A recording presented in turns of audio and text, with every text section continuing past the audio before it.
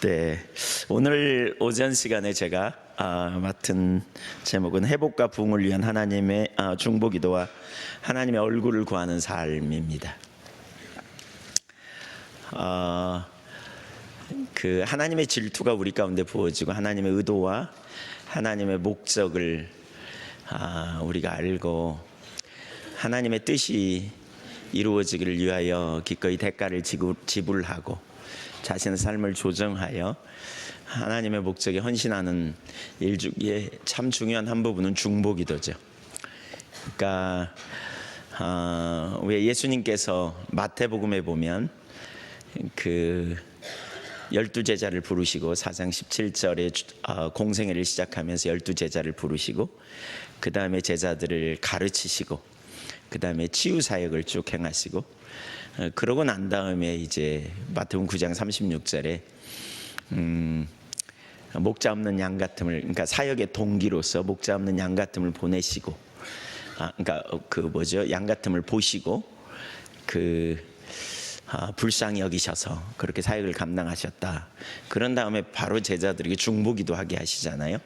추수할 것은 많되 일꾼이 적으니 추수할 주인에게 일꾼을 보내어 주소서 하라.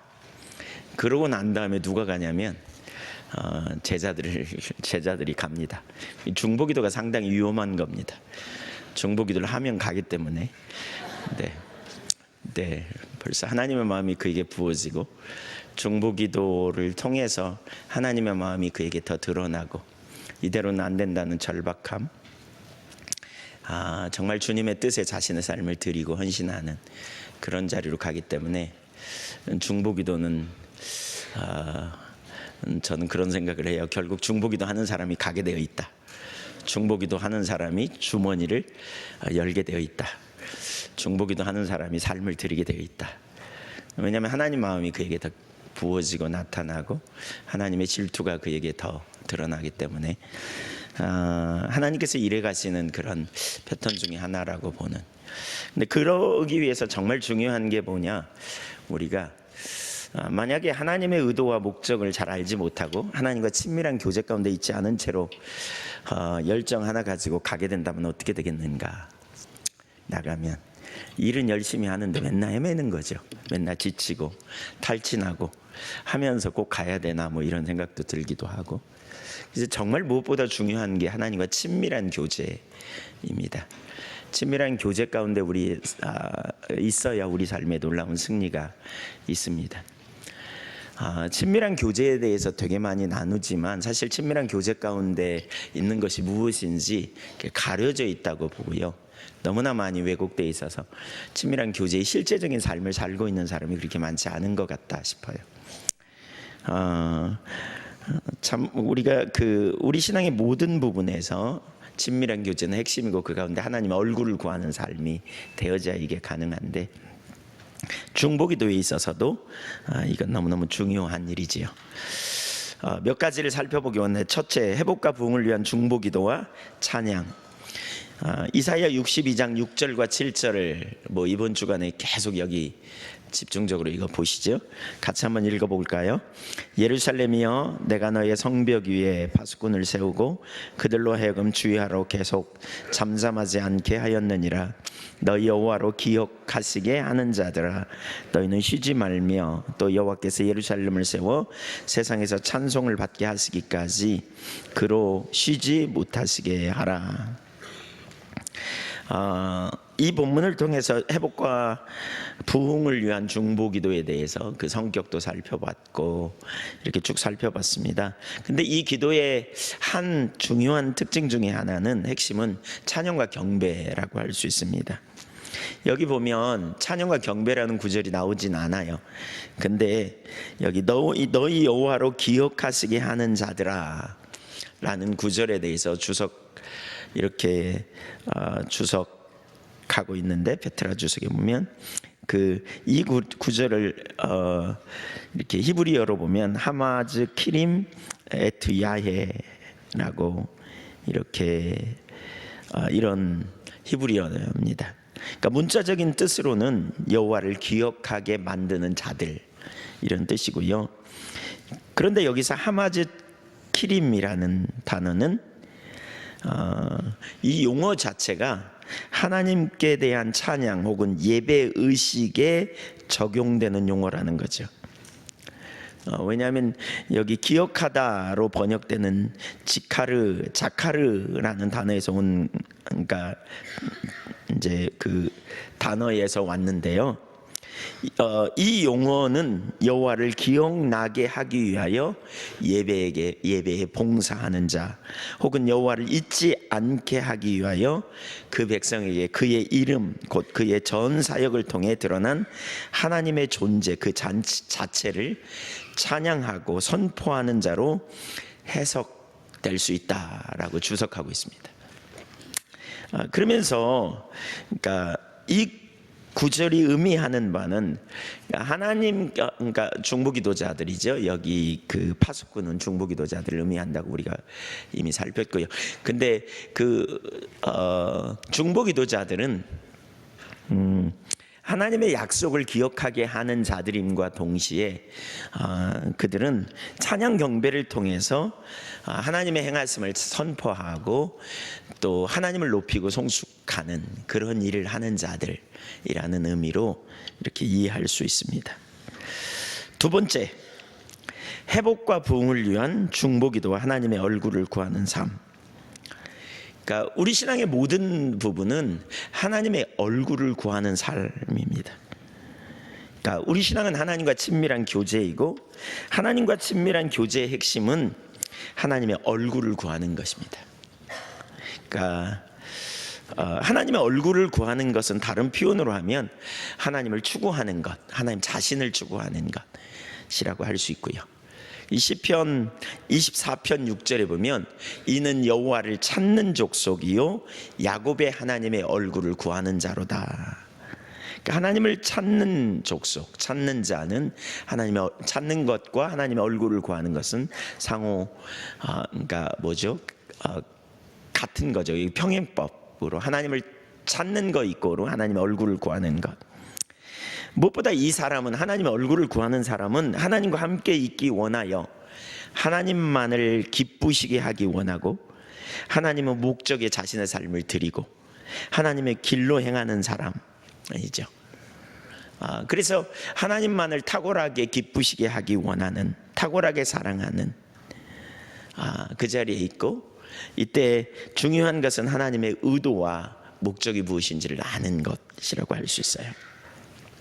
그 밑에서 두 가지를 살펴보기 원해. 첫째는 하나님의 의도는 친밀함입니다. 네, 친밀함. 그러니까 출애굽기 19장 3절 좀 볼까요? 정말 많이 봤던 구절인데, 모세가 하나님 앞에 올라가니 여호와께서 산에서 그를 불러 말씀하시되 너는 이같이 야곱의 집에 말하고 이스라엘 자손들에게 말하라.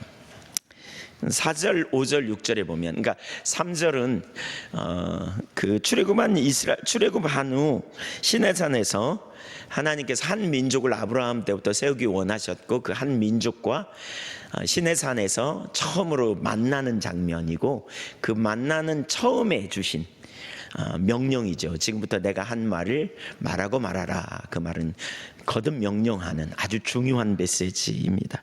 그러면서 4절, 5절, 6절에 보면 세 가지를 말하는데, 거기 4절에 내가 애굽 사람에게 어떻게 행하였음과 내가 어떻게 독수리 날개로 너희를 넘어 내게로 인도하였음을 너희가 보았느니라.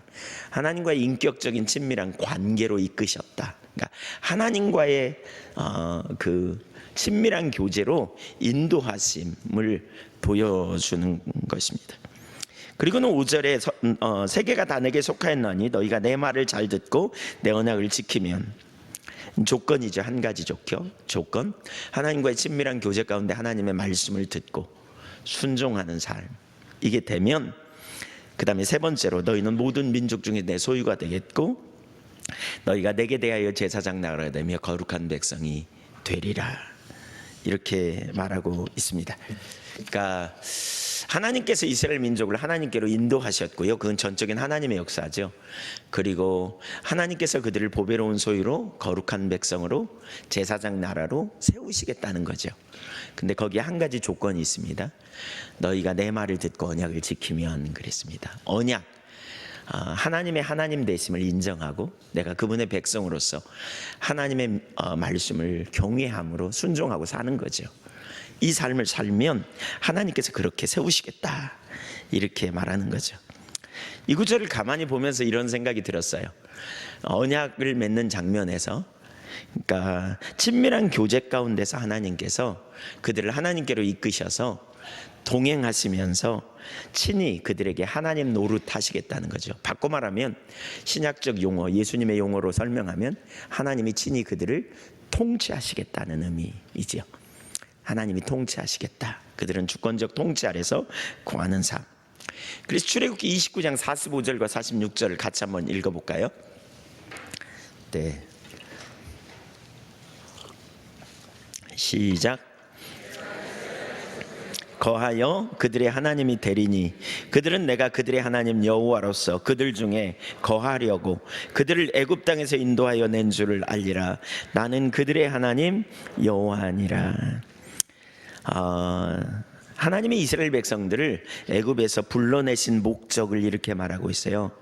내가 이스라엘 자손 중에 거하여 그들의 하나님 노릇하려고,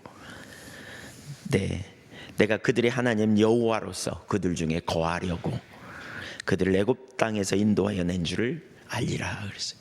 하나님의 의도가 뭐라고요? 왜 구원했다고요? 내가 그들 중에 거하여 그들의 하나님 노릇하려고. 그러니까 이거죠. 동행하면서 계속 이스라엘 중에라는 말은 센터. 그래서 그들의 그 이스라엘 백성들이 사는 한 가운데 성막을 세우잖아요. 그들 중에 거하여 친히 하나님 노릇하려고. 그 뒤에 계속 이스라엘 백성들과 동행하시잖아요. 그래서 하나님 노릇하시는 게 뭐예요? 그들을 보호하시고 지켜주시고 필요를 채워주시고 그들에게 능력으로 함께 해주시고 대적으로부터 승리케 하시고. 근데 그때 거기서 하나님 주신 한 가지는 뭐냐면 명령과 규례와 법도를 지키게 하는, 제사장을 통해서 말씀하시면 그들이 듣고 순종하는, 이게 바로 아까 출애굽기 19장 5절에서 말하는 천지를 지으신 하나님 앞에 말씀을 들음으로 언약을 지키는 삶. 그래서 동행입니다. 동행. 아주 중요한 이 개념을 잘 우리가 이해할 필요가 있다고 생각합니다. 동행. 계속 신약에서 똑같이 말합니다. 십자가 사건을 통해서 주님이 우리를 구원해 내셨죠. 그러니까 요한복음 1장 14절에 보면 말씀이 육신이 되어 우리 가운데 거하심에 우리가 그 영광을 보니 아버지의 독생자의 영광이 은혜와 진리가 충만하더라. 그러셨죠. 말씀이 육신이 되어 우리 가운데 거하시는 사건. 그리고 예수님이 제자들과 함께 동행하시면서 그들을 친히 가르치시고 인도하시고, 그렇죠? 하나님 노릇하신 거죠. 그리고 나서 승천하실 때 내가 또 다른 보혜사를 보내리라. 그래서 성령께서 오셔서 너희 중에 거하여 영원히 너희와 함께 하리라. 그리고 내가 너희를 고아처럼 버려두지 아니하고 너희에게로 오리라. 예, 주님의 의도는 동행입니다. 그래서 고린도후서 6장 16절 이하를 보십시오. 고린도후서 6장 16절 같이 읽어보겠습니다. 하나님의 성전과 우상이 어찌 일치가 되리요? 우리는 살아계신 하나님의 성전이라. 이와 같이 하나님께서 이르시되 내가 그들 가운데 거하며 두루 행하여 나는 그들의 하나님이 되고 그들은 나의 백성이 되리라 하셨느니라. 17절 그러므로 너희는 그들 중에서 나와서 따로 있고 부정한 것을 만지지 말라. 내가 너희를 영접하여 너희에게 아버지가 되고 너희는 내게 자녀가 되리라. 전능하신 주의 말씀이니라 하셨느니라. 여기 고린도후서 6장에 우상 숭배하는 자들과 함께 그 우상 제물 먹지 말라 뭐 이런 부분 쭉 얘기하면서 그들과 구별된 삶을 살아야 될 것을 말할 때 이렇게 말씀하시거든요. 너희는 하나님의 성전이라. 그러면서 그 성전의 의미가 뭐냐? 하나님께서 그들 가운데 거하며 우리 가운데 거하며 두루 행하여 나는 그들의 하나님이 되고 그들은 나의 백성이 되리라. 이 친밀한 교제예요. 동행하는 삶 가운데 친밀한 교제를. 그러면서 뭐라 그랬어요? 여기 조건이 하나 있어요. 근데 조건. 그러니까 우리는 구약시대만 조건으로 구약시대 아까 너희가 내 말을 듣고 언약을 지키면 그런 것처럼 똑같이 여기서 조건이 있어요. 17절에 그러므로 너희는 그들 중에서 나와서 나와서 따로 있고 부정한 것을 만지지 말라. 내가 너희를 영접하여, 그렇게 말하잖아요. 바로 그 뒷구절에 거기. 근데 거기에 헬라어 본문에는 카이라는 접속사가 있습니다. 거기. 그러니까 그러면 이 말입니다.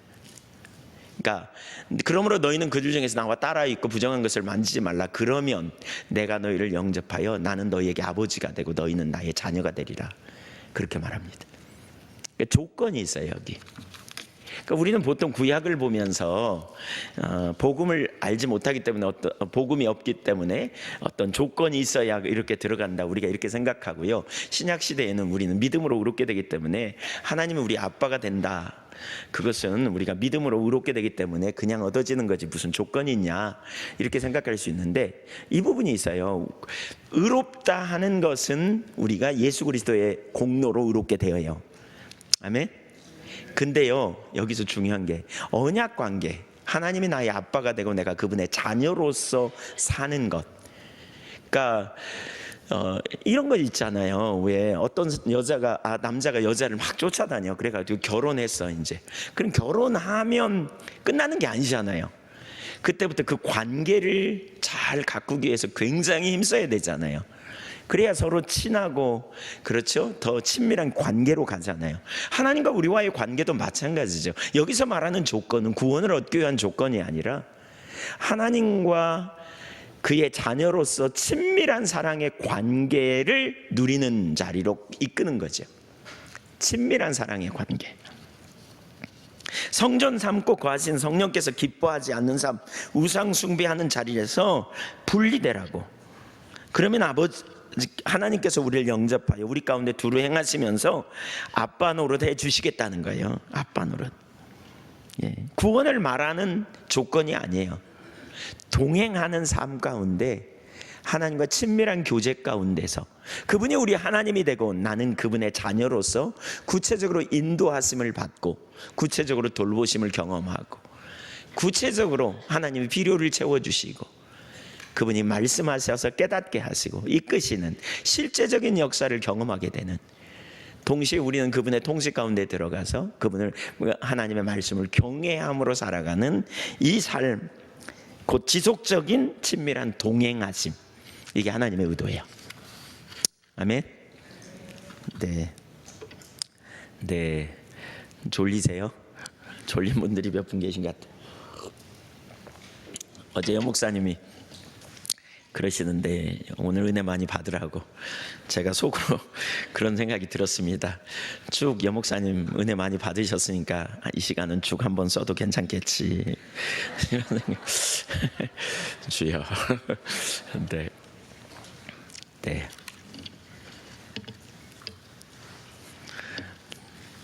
근데 지금 이 부분이 참 중요해요.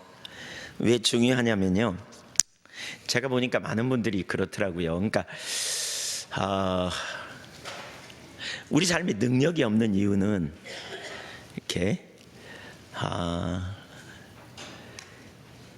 뒷부분에 가서도 좀 그런 부분 나누려고 했는데 뒷부분을 좀 앞당겨서 좀 잠깐 언급하면, 왜 시편 23편에 보면 이런 구절 있잖아요. 여호와는 나의 목자시니 내게 부족함이 없으리로다. 그가 나를 푸른 초장에 쉴만한 물가로 인도하시는도다. 내가 내 영혼을 소생시키셔서 자기 이름을 위하여 의의 길로 인도하시는도다. 내가 사망의 음침한 골짜기로 다닐지라도 해를 두려워하지 않음은 주께서 나와 함께 하심이라. 주의 지팡이와 막대기가 나를 안위하시나이다. 믿으십니까? 위로가 팍팍 되십니까? 얼마나 위로되는 말씀이고 얼마나 좋습니까? 근데 문제가 있어요. 제가 보니까요, 이 말씀이 우리 가운데 실제만 되면 우리 삶에 별로 염려 없습니다. 걱정거리가 없습니다. 이런 정도가 되면. 아니 이 말씀이 실제라면 염려, 목회자도 별로 필요 없어요. 다 알아서 살아요. 네, 여호와가 목자가 되셔서 별로 도울 일도 없어요.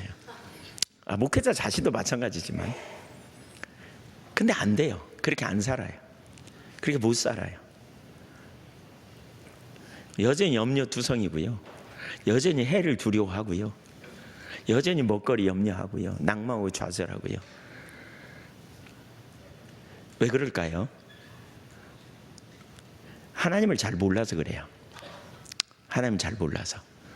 관건은, 그러니까 우리가 하나님을 아는 것 같지만 하나님에 관한 이론적인 지식에 머무르는 경우가 있어요. 그건 뭐 말할 것도 없죠. 그러니까 about God에 머무르는, knowing God이 아니고 about God에 머무르는 단지 지식일 뿐인, 문제가 없을 때는 지식도 능력이 있어 보이죠. 어려움이 없어 보일 때는. 왜냐하면 내 앞이 쾌청하거든요. 근데 문제가 오면, 감정이 뒤집어지면 이게 그냥 눈이 온통 거기 빨리기 때문에 그 너머에 계신 하나님이 인식되지 않아요. 그러니까 뒤집어져요. 실패해요. 그러니까 낭망하고 좌절해요. 그러니까 하나님 잘 모르면요, 우리가 이 삶이 안 돼요. 그러니까 그 시편 23편의 삶이 되려면 가장 중요한 한 가지는 뭐냐? 여호와가 나의 목자가 되어야 돼요. 여호와가 실제로 나의 목자가 되어야 돼요. 목자 됐음을 내가 알아야 돼요. 근데 이게 지식일 뿐인 경우가 많고, 또 어떤 경우에, 사실 우리 선교에 나온 지 꽤 오래되신 분들 중에도 여기 있는 분들이 많더라고요. 제가 볼 때는 여러분 만나 얘기해 보면 그게 뭐냐, 하나님이 과거에 내가 만난 하나님이에요. 내가 체험적인 경험을 통해서 하나님을 알았어요. 성령의 조명으로 하나님을 알았어요. 근데 동행하는 현재적인 진행으로 하나님을 아는 게 안 되기 때문에, 분명히 지식으로는 알고 분명히 하나님은 능력이 하나님이라는 걸 알지만, 현재적으로 동행하는 가운데 내가 코람데오로 하나님의 임재 앞에서 하나님이 누구인지 인식되는 실제적인 삶이 안 되기 때문에 능력이 없는 거예요. 하나님과 지금 친밀하신 교제 가운데 있으신지요?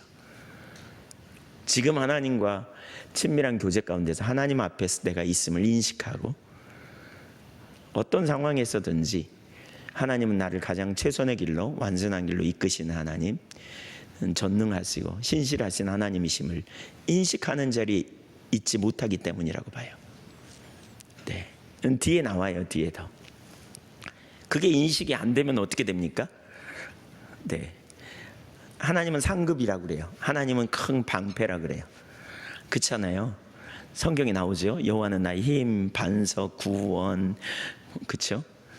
근데 사실은 자기가 반석이고요, 자기가 구원하려고 그러고요, 자기가 자기 미래를 상급을 만들려고 그러고요, 자기가 자기 힘으로 하려고 하다 보니까 하나님을 입술로는 믿는다 그러지만 실제로 삶에서는 인본주의가 득세하는 거죠. 하나님 없는, 내가 나를 변호하려고 하는, 그러니까 아둥바둥하는 거예요. 아둥바둥. 내가 뭔가 이뤄버리려고 그러는. 왜요? 하나님이 인식되지 않으니까. 믿어야 될 믿음의 대상이 인식되지 않은 채로 이 땅에 살기 때문에. 지식은 있지만 문제 앞에 있으면 문제에 휩쓸려 가지고 하나님은 인식되지 않은 그 문제를 내가 어떻게 해결하고 내가 어떻게 풀어갈까, 그러다 보니까 탈진해요. 머리로는 아는데 삶은 안 되는, 지친. 그래서 이런저런 인본주의가 우리의 삶에 나타나는. 그리고 혼자 아둥바둥 하다가 어느 날 정신 차려 보니까 하나님은 그 자리에 계시는데 나만 혼자 헤매고 있어요. 그러니까 친밀한 교제가 현재적인 동행이라는 사실을 우리가 염두에 둬야 돼요. 계속된 동행이에요. 지금 내가 하나님과 친밀한 교제, 이게 하나님의 의도라니까요. 그래서 우리가 구별된 삶으로 하나님과의 친밀한 교제를 가꾸기 위해 힘쓰는 거죠. 하나님을 찾고요, 죄를, 임재가 거치면 뭐가 문제인지 찾고요, 그렇죠? 뭐 어디서부터 돌이켜야 되는지 찾고요. 그 자리에 가야 돼요. 그 자리. 그런 회방 중에 중요한 한 부분은 교만인데, 사실 그걸 여기서 다루기는 좀, 저는 개인적으로 되게 많이 교만한 자리에 많이 가더라고요. 제가 교만하게 생겼습니까? 죄송합니다. 전 제가 엄청 겸손하다고 생각했거든요. 근데 하나님 편에서 교만하다고 계속 말씀해서 뭔지, 근데 진짜 교만하더라고요. 하나님 깨닫게 하시는데, 이 겸손한 사람은 교만하면 자의식에 사로잡혀요. 자의식. 내가 이룬 경험, 내가 경험한 거, 내가 헌신한 거, 내가 아는 지식, 내 포지션, 내 나이, 내 신앙 연조, 이런 걸 의식하고요, 하나님 앞에 가려 그래요. 그러니까 하나님 앞에 이런 걸 은연중에 의식하고 있어요. 다른 사람한테는 은혜 안 줘도 나한테는 줄 거야, 뭐 이런 의식이 있다든가, 하나님의 말씀을 이런 걸 붙들고 있으면 내가 그동안 한 걸 보기 때문에 하나님의 말씀이 명백히 나라고 말해도 자기 아닌 줄 알아요. 자기는 딱 정직하게 대면하고 돌이키려는 자세가 없어요. 하나님의 말씀 앞에 피해갈 인생이 아무도 없거든요. 자기가 아무리 많이 헌신하고 봉사하고 지식적으로 뛰어나고 뭔가 놀라운 체험을 했다 할지라도, 근데 교만하면 딱 그 자리에 가요. 높아져요. 자기가 한 헌신, 봉사, 자기를 통해서 이루어진 일들, 이런 자의식에 내 마음속에 이만큼이라도 하나님 앞에서 가지고 있다면, 사람 앞에도 마찬가지고요, 그게 우리로 하여금 심각하게 만들어요. 바울 사도가 빌립보서 3장에서 그런 표현을 하거든요. 뒤에 있는 것은 잊어버리고 오직 한 가지 일, 앞에 있는 것을 잡으려고 달려가노라 그랬어요. 근데 그 앞에 있는 게 뭔가 12절에 보면 그리스도 예수께 붙잡힌 바 된 그것을 잡으려고 달려간다. 그는 다메섹 도상에서 갑자기 그 하나님을, 그리스도를 대적했잖아요. 그런데 갑자기 그리스도께서 방문하셔서 자기를 붙잡았어요. 강한 능력으로 정오의 해보다 더 빛난 빛으로 나타나서 자기를 붙잡으셨잖아요. 그러니까 얼마나 자기가 죄인이었고 철저하게 하나님을 대적하던 자리에서 그리스도의 강력한 그런 은혜로 자기를 붙잡으신 그 놀라운 은혜, 바울 사도는 그 자리, 바로 그 자리, 내가 의롭게 된 것은 율법의 행위로가 아니라 예수 그리스도를 믿는 믿음으로 말미암아 의롭게 되었기 때문에 나는 다른 모든 것을 손해로 여기고 배설물로 여기고 오직 그리스도를 알기 원하고 그리스도의 부활의 능력과 그리스도의 고난에 참여함을 알기 원하여 잡았다 함도 아니요 이루었다 함도 아니요 뒤에 있는 것은 다 잊어버리고 오직 한 가지를 그리스도 예수께 붙잡힌 바 된 그거, 바로 그 겸손의 자리, 그 처음의 자리, 내가 어떻게 구원받았는지 그 자리에 있기를 원하는 거죠. 네. 우리가 거기로 돌아가야 능력이 있어요. 거기로 돌아가요. 실제적인 친밀한 지속적인 교제 가운데 우리가 승리하는 삶이 되는 것이지요. 두 번째, 하나님과 사랑의 관계가 중요합니다. 친밀한 교제, 하나님의 얼굴을 구하는 삶에 있어서 그러니까 지금 우선 하나는 그거라 그랬죠. 하나님의 의도는 친밀합니다. 두 번째, 하나님과 사랑의 관계가 중요합니다. 하나님을 사랑하는 것에 있어서 가장 중요한 것은 비교 불가한 사랑입니다. 하나님이 내가 너희를 너희 안에 거하여 너희와 함께하기 위함이다 라고 말씀하시면서 그 친밀한 교제의 핵심적인 첫 번째 계명이 뭐죠? 존재를 다해 나 사랑하라, 그거잖아요. 첫 계명이 하나님 사랑하라는 거예요. 근데 사랑하는 것 중에, 하나님을 사랑하는 것 중에 우리가 염두에 둬야 될 아주 중요한 한 가지는 탁월한 사랑이라는 거죠. 하나님을 사랑하되 탁월하게 사랑하는 것, 비교 불가의 사랑, 다른 모든 것과 비교 불가할 사랑. 사랑의 정의가 뭔가, 사랑이 뭔가, 저는 신명기 7장 6절 7절 8절을 보면서 사랑을 세 가지 정의로 이해할 수 있었어요. 하나님의 사랑, 우리를 향한 사랑. 첫 번째는 보배로운 소유로 여기는, 가치 있게 여기는. 두 번째로는 열렬히 사랑하는, 감정이 있는, 기뻐하는 사랑. 그래서 감정적인 사랑, 감정이 있다. 세 번째로는, 그러니까 열정이 있는 거죠. 세 번째로는 희생하는 사랑, 그래서 필요를 채우는 사랑. 그래서 우리를 위하여 그러니까 독생자를 아끼지 않고 내놓으신 그 사랑, 이 사랑. 그래서 첫 번째, 우리가 하나님을 사랑하는 것도 똑같아요. 첫 번째, 하나님을 가장 소중히 여기는 거죠. 가장 가치 있게 여기는 거죠. 가장 소중한, 다른 것과 비교 불가, 그것이 하나님이 원하는 사랑이죠. 그렇지 않으면 하나님 떠난 거예요. 마태복음 6장 24절에 이렇게 말하고 있습니다. 한 사람이 두 주인을 섬기지 못할 것이니 혹 이를 미워하고 저를 사랑하거나 혹 이를 중히 여기고 저를 경히 여김이라. 너희가 하나님과 재물을 겸하여 섬기지 못하느니라. 하나님을 사랑하는 사람만 하나님을 섬기는데 마음이 나눠지면 안 된다는 거죠. 혹 이를 사랑하고 저를 미워하거나 혹 이를 중히 여기고 저를 경히 여김이라. 하나님을 사랑하면 하나님을 소중히 여겨요. 그분의 말씀을 존중히 여겨요. 그분의 법칙대로 살아요. 돈을 사랑하면요, 돈을 소중히 여겨요. 그리고 돈의 법칙을 따라 살아요. 근데 이렇게 되면요, 우리가 사랑하는 죄에 가장 가치 있게 여기는 법칙으로 살기 때문에 다른 건 무시하게 돼 있어요. 이 순위로 밀려나요. 하나님과 재물을 겸하여 섬길 수 없다. 하나님이든지 재물이든지 너희가 사랑하는 최고의 가치가 너의 삶의 주인이다, 그거죠. 그러니까 하나님의 우리로 하여금 하나님을 사랑하라는 것은 하나님 외에 다른 것은 비교 불가하는 자리에 둬야 할 것을 말하는 거죠. 탁월한 사랑. 보통 하나님 사랑하냐고 물으면 많은 사람이 아멘 그럽니다. 근데 이렇게 따지고 들어가면 나중에 다 이렇게 사랑하는 사람, 그래도 하나님 사랑하냐고 물어보면 손 많이 내려집니다. 비교 불가의 사랑. 예. 부부간에도 마찬가지죠. 서로 사랑하는데 비교 불가의 사랑이어야지. 그렇잖아요. 누가복음 14장 25절에 보면 이렇게 말하고 있어요. 수많은 무리가 함께 갈새 예수께서 돌이키사 이르시되, 같이 읽어보죠. 네, 저 구절 다음 구절 26절 시작.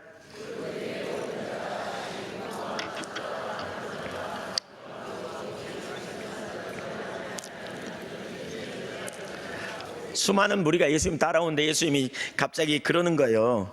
예, 내게 오는 자가 부모와 처자와 형제와 자매와 더욱이 자기 목숨까지 미워하지 않으면 등이 내 제자가 되지 못한다. 제자 되는 삶의 조건이죠, 조건. 미워해야 된다, 이렇게. 근데 여기 미워하지에 해당되는 헬라어 미세이라는 단어는 그런 의미래요. 조금 사랑하다, 덜 사랑하다. 상대적으로 덜 사랑해야 된다는 거예요, 이걸. 부모나 처자나 형제나 자매나 자기 목숨도 덜 사랑해야 된다는 거예요. 누구에 비해서? 하나님에 대해서. 그러니까 비교 불가의 사랑이에요, 하나님 사랑은. 이게 제자의 조건이에요. 이게 주님 따라가는 조건이에요, 이게. 여러분, 우리가 주님 따라가려면 이런 조건을 가져야 돼요. 탁월한 사랑. 예, 다른 것과 비교 불가의 사랑이죠. 하나님을 탁월하게 사랑하는 사람, 이런 사람이 하나님과 동행하게 되는 거죠. 이런 사람은요, 하나님과 동행하는 것을 최고의 특권으로 여기고, 그래서 이런 사람은 하나님을 찾아요. 이런 사람은 하나님이 가져오는 돈, 부스러기, 부귀, 권력, 명예, 이게 아니고요, 하나님을 찾아요. 돈을 사랑하는 것과 비교 불가로 하나님을 사랑하기 때문에, 명예를 사랑하는 것과 비교 불가로 하나님을 사랑하기 때문에 바로 그 하나님과 함께 있는 것을 탁월하게 추구해요. 그래서 하나님 알기를 구하고 하나님의 길을 구하고 하나님의 임재 가운데 있기를 원하고 그 말씀을 경외함으로 기꺼이 순종하는 것, 이게 바로 하나님의 얼굴을 구하는 삶이에요. 이게 다른 표현으로 하면, 그러니까 하나님 자신을 구하는 거죠. 하나님 자신을 구하는 거예요. 주 없이 살 수 없네 죄인의 구주여, 그러잖아요. 주만 사랑합니다. 주님 한 분만으로 내 영혼 만족하네. 비교 불가의 사랑. 그러니까 돈이 없어도, 아니면 돈이 아무리 많아도 하나님 안 계시면 안 되는 거죠. 어린아이들이 어렸을 때 잠을 자 엄마가 급한 일이 있어서 밖으로 나가면서 옆집 사람한테 좀 맡겨놨어요. 아이가 자다가 눈을 떠보니까 집은 자기 집이고 자기가 자던 방인데 엄마가 없어요. 옆집 아줌마가 있어요. 그거 어떻게 합니까? 막 울잖아요, 일어나서. 엄마, 그러고. 그러면 이제 먹을 것도 주고 과자도 줘요. 잠시 동안 눈이 과자에 빼앗겼다가 금방 엄마 그리고 또 울잖아요. 사실 이게 바로 하나님 찾는, 하나님의 얼굴을 구하는 삶, 다른 표현으로 이렇게 표현할 수 있다고 봐요. 예. 그게 다른 표현으로 말하면 그게 애통함과도 연관이 있어요. 애통하는 자는 복이 있다. 위로를 받을 것이다. 이게 애통하는 자가 우는 울음, 그건 아이가 엄마와 떨어져서 우는 울음과 같은 그런, 결국 주님이 안 계시면 안 되는 걸 인식하고, 주님 없어도 그냥 잘 사는 삶이 아니라 주님이 안 오시면 안 되는, 주님이 없으면 안 되는, 그래서 하나님을 찾는, 그때 하나님을 알기 원하고 하나님의 길을 구하고 하나님의 임재 가운데 있기를 원하고 하나님 앞에서만 발견되기 원하고 그 말씀을 경외함으로 어떻게든지 주님이 기뻐하시는 삶을 따라가기를 원하는 열망, 이것이 하나님의 얼굴을 구하는 삶이라고 할 수 있어요. 우리는 모세의 기도에서 이 부분을 잘 볼 수 있죠. 이번에 그 모세의 기도에 대해서 이렇게 살펴봤다고 제가 저는 참석을 못해가지고 들었습니다. 회복과 부흥을 위한 기도의 한 대표적인 예가 모세의 기도잖아요. 출애굽기 32장부터 34장까지 나오는 모세의 기도. 출애굽기 32장에서 금송아지를 만들어서 자기들을 애굽에서 건져낸 신이라고 숭배하였고, 그로 인하여 하나님께서 분노하셔서 그들을 진멸하시겠다고 하시자 모세가 하나님 앞에 간구하지요. 약속을 붙들고 긍휼히 여겨달라고. 그래서 하나님이 기도를 들으시고 분노를 돌이키시죠. 모세가 내려와가지고 십계명 두 돌판을 집어 던지고 그리고는 저들을 처단하는 일을 하잖아요. 하나님의 질투로, 하나님의 마음을 가지고 이런 일을 하요. 그리고 하나님께 나아가서 다시 기도하되 32장 31절 이하에 보면 모세가 하나님께로 다시 나아가 여호와께로 다시 나아가 여짜오되 슬프도소이다. 이 백성들이 자기들을 위하여 금신을 만들어 싸우니 큰 죄를 범하였나이다. 모세에게 진짜 하나님의 마음이 있는, 질투가 있는 걸 볼 수 있죠. 32절 그러나 이제 그들의 죄를 사하시옵소서. 그렇지 아니하시오면 원하건대 주께서 기록하신 책에서 내 이름을 지워버려 주옵소서. 여호와께서 모세에게 이르시되 누구든지 내게 범죄하면 내가 내 책에서 그를 지워버리리라. 34절 이제 가서 내가 내게 말한 것으로 백성을 인도하라. 내 사자가 내 앞서 가리라. 그러나 내가 보응할 날에는 그들의 죄를 보응하리라. 아버지의 마음을 가지고 자기 이름이 생명책에서 지워지기를 바라는 그런 기도. 그리고 그 기도한 결과 하나님께서 33장 1절에 그렇게 말하죠. 가나안 주겠다. 내 사자들을 앞서 보내서. 그러나 나는 너희와 함께 가지 않겠다. 왜냐하면 너희가 목이 곧은 백성이어서 광야에서 너희가 말 안 들으면 나한테 다 죽을 것 같아서 난 너희와 함께 안 가겠다 그러잖아요. 네. 그 상황에서 모세가 하나님의 얼굴을 구하고 이제 하나님을 찾는 자리로 나갑니다. 12절 13절을 같이 한번 읽어보겠습니다. 시작. 여호와께 아뢰되 보시옵소서. 주께서 내게 이 백성을 인도하여 올라가라 하시면서 나와 함께 보낼 자를 내게 지시하지 아니하시나이다. 주께서 전에 말씀하시기를 나는 이름으로도 너를 알고 너도 내 앞에 은총을 입었다 하셨사온즉 내가 참으로 주의 목전에 은총을 입었사오면 원하건대 주의 길을 내게 보이사 내게 주를 알리시고 나로 주의 목전에 은총을 입게 하시며 이 족속을 주의 백성으로 여기소서. 그러니까 모세는 하나님과 동행하기를 원했어요. 그러면서 전에 내게 은총 입은 줄을 무엇으로 알겠습니까? 라고 말하면서 내가 은총을 입었다면 내게 주를 알리시고 주의 길을 내게 보여주세요. 이렇게 말하죠. 그러자 하나님께서 14절에 내가 친히 가리라. 내가 너를 쉬게 하리라. 하나님 임재로 함께 하시겠다는 거죠. 근데 그 다음 구절을 보시죠. 연이어 하는 모세의 기도, 모세의 중심이 나타납니다. 거기 모세의 그 중심적인 자세, 탁월한 사랑, 하나님을 향한 그 하나님이 아니면 안 된다는 탁월한 자세. 어쩌면 제가 이런 부분을 나누면서 그런 생각이 들어요. 여러분은 이런 설교, 그러니까 특별히 집회 몇 번 온 분들은 다 많이 들었을 거예요. 근데 진짜 중요한 게 이거거든요. 내게 그 탁월한 사랑의 자세가 있는가를 보셔야 돼요. 네, 사실 여러분 하나님의 의도나 탁월한 사랑의 자세가 있는가를 보셔야 돼요. 그걸 알고, 그러니까 그게 보인다면 이 모세의 기도를 우리 올바로 이해할 수 있어요. 그게 보여야 돼요. 그러니까 그래야 하나님 얼굴을 구한다는 게 뭔지 사실 알고요, 왜 하나님이 전부를 거는지 이걸 알 수 있어요. 15절 16절 읽어볼까요? 시작.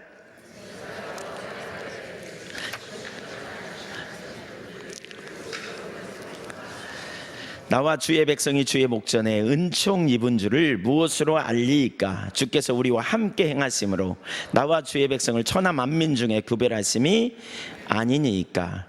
모세는 하나님께서 그들에게 주시겠다고 하는 가나안에 만족할 수 없었습니다. 그는 알았어요, 하나님의 의도를. 그리고 하나님이 함께 하는 것을 가나안과 비교할 수 없을 만큼 사모했고, 그것이 하나님이 함께 하시는 그것이 자신들의 삶에 놀라운 특권이라는 사실을 알았던 거죠. 그래서 하나님이 함께 가지 아니하시려거든 광야에서 가나안에 올려보내지 말라고 했던 거예요. 그가 그렇게 할 수 있었던 것은 그는 하나님을 탁월하게 사랑하는 자리에 있었다고 말할 수 있어요. 그는 자기의 유일한 목적이 하나님이고 하나님과 함께 있으면 충분한, 이걸 본 거예요.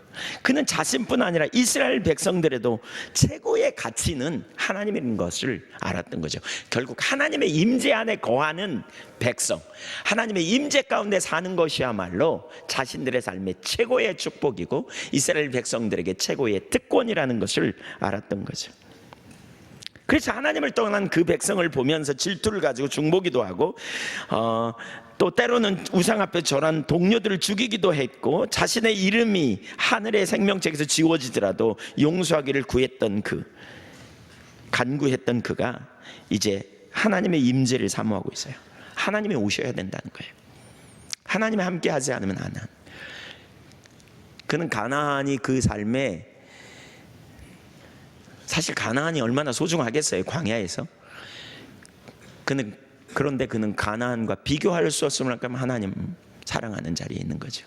아까 어린아이가 아무리 많은 과자에 있어도 그거 다 팽개치고 엄마를 찾는 것처럼, 가장 그 삶에 탁월하게 소중한, 무엇보다 소중한 게 하나님의 임재 안에 거하는, 하나님이 함께하기 원하는, 그는 하나님의 의도를 알았다니까요. 하나님은 이스라엘 백성 중에 친히 거하여 하나님 노릇하기를 원하시는 하나님의 의도, 그리고 그 하나님이 함께 하실 때 그것이 자신들에게 최고의 축복이고 최고의 특권이라는 사실을 알았다니까요. 저와 여러분을 향한 하나님의 의도도 바로 거기 있음을 우리가 인식해야 되죠. 하나님이 우리의 하나님 노릇하시기 원하는, 우리를 통치하고 다스리시고 우리를 보호하시고 우리를 지키시고 인도하실 뿐만이 아니라, 그분은 우리가 세상에서 구별되고 하나님의 말씀을 사랑하는 가운데 그분의 말씀을 존중 여기고 경외하여 그분의 길로 행하는 하나님 나라 백성이 되기를 원하는 탁월한 구별된 삶으로 우리를 이끄시는 그것이 하나님의 의도인 것이죠. 그래서 하나님이 추구하고 있어요. 다른 것과 비교 불가하는 거죠. 그래서 하나님 자신을 구하는, 사실 이게 우리 가운데 비춰지면 무슨 일이 있을까요? 이게 비춰지면 우리는 하나님과 동행하지 않으면 견딜 수 없어요. 이런 게 선명히 비춰지는 상태에서 하나님 안 찾는 것은 불가능해요. 왜냐하면 하나님과 동행하지 않고서는 우리 삶에 진정한 생명이 없음을 알기 때문에. 물질적으로 만족하거나 뭔가 자녀들 잘 되고 세상적으로 돈 좀 벌고 뭔가 잘 나가고 이런 것으로 만족하여 있지 않거든요. 왜냐하면 하나님이 나와 동행하시는가를 찾거든요. 과거에 제가 교회가 하나님이 이렇게 지금 섬기는 교회에 제가 온 지 한 3년쯤 지났을까, 2, 3년 됐을까, 아주 어려울 때 이렇게 하나님이 교회를 세우신다고 약속은 하셨는데 교회가 변화가 없어요. 그래서 봉고차, 에어컨도 안 나온 봉고차 그때 끌고 다녔는데, 봉고차에 이렇게 기대가지고 제가 턱을 기대고 석양 해가 져요. 이렇게 넘어가요. 해가 정면에 비치는데 거기 이렇게 뜨겁긴 하고 이렇게 턱 받치고 앉아 있는데 속에서 이런 생각이 들더라고요. 신호 받기를 기다리면서 신호는 왜 그렇게 길고 그런지. 근데 지루한 내 인생하고 똑같은 것 같아. 속으로 아이고 봉고차에 네 신세나 내 신세나 어쩜 똑같냐 이러면서 에어컨도 없고 이 무더운 날 사람 싣고 달리는 봉고차나 나나 이런. 근데 갑자기 이 속에서 이런 생각이 올라왔어요. 내가 너와 함께 한다 이렇게. 근데 제가 이렇게 이 속에서 또 이런 생각이 올라왔어요. 함께 하면 뭐예요?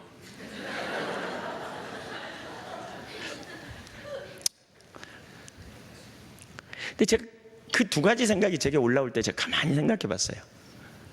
함께하면 뭐해? 이게 정말 아니잖아. 하나님이 함께하면 다지. 제가 시골 죽전교회 전에 섬기던 교회에 있을 때 7년 동안 그 싸움했거든요. 하나님이 함께하면 충분하다고 수도 없이 고백했거든요. 그런데 이쪽으로 옮겨와가지고요, 교회가 성장 안 하니까 함께하면 뭐예요 이러고 있어요.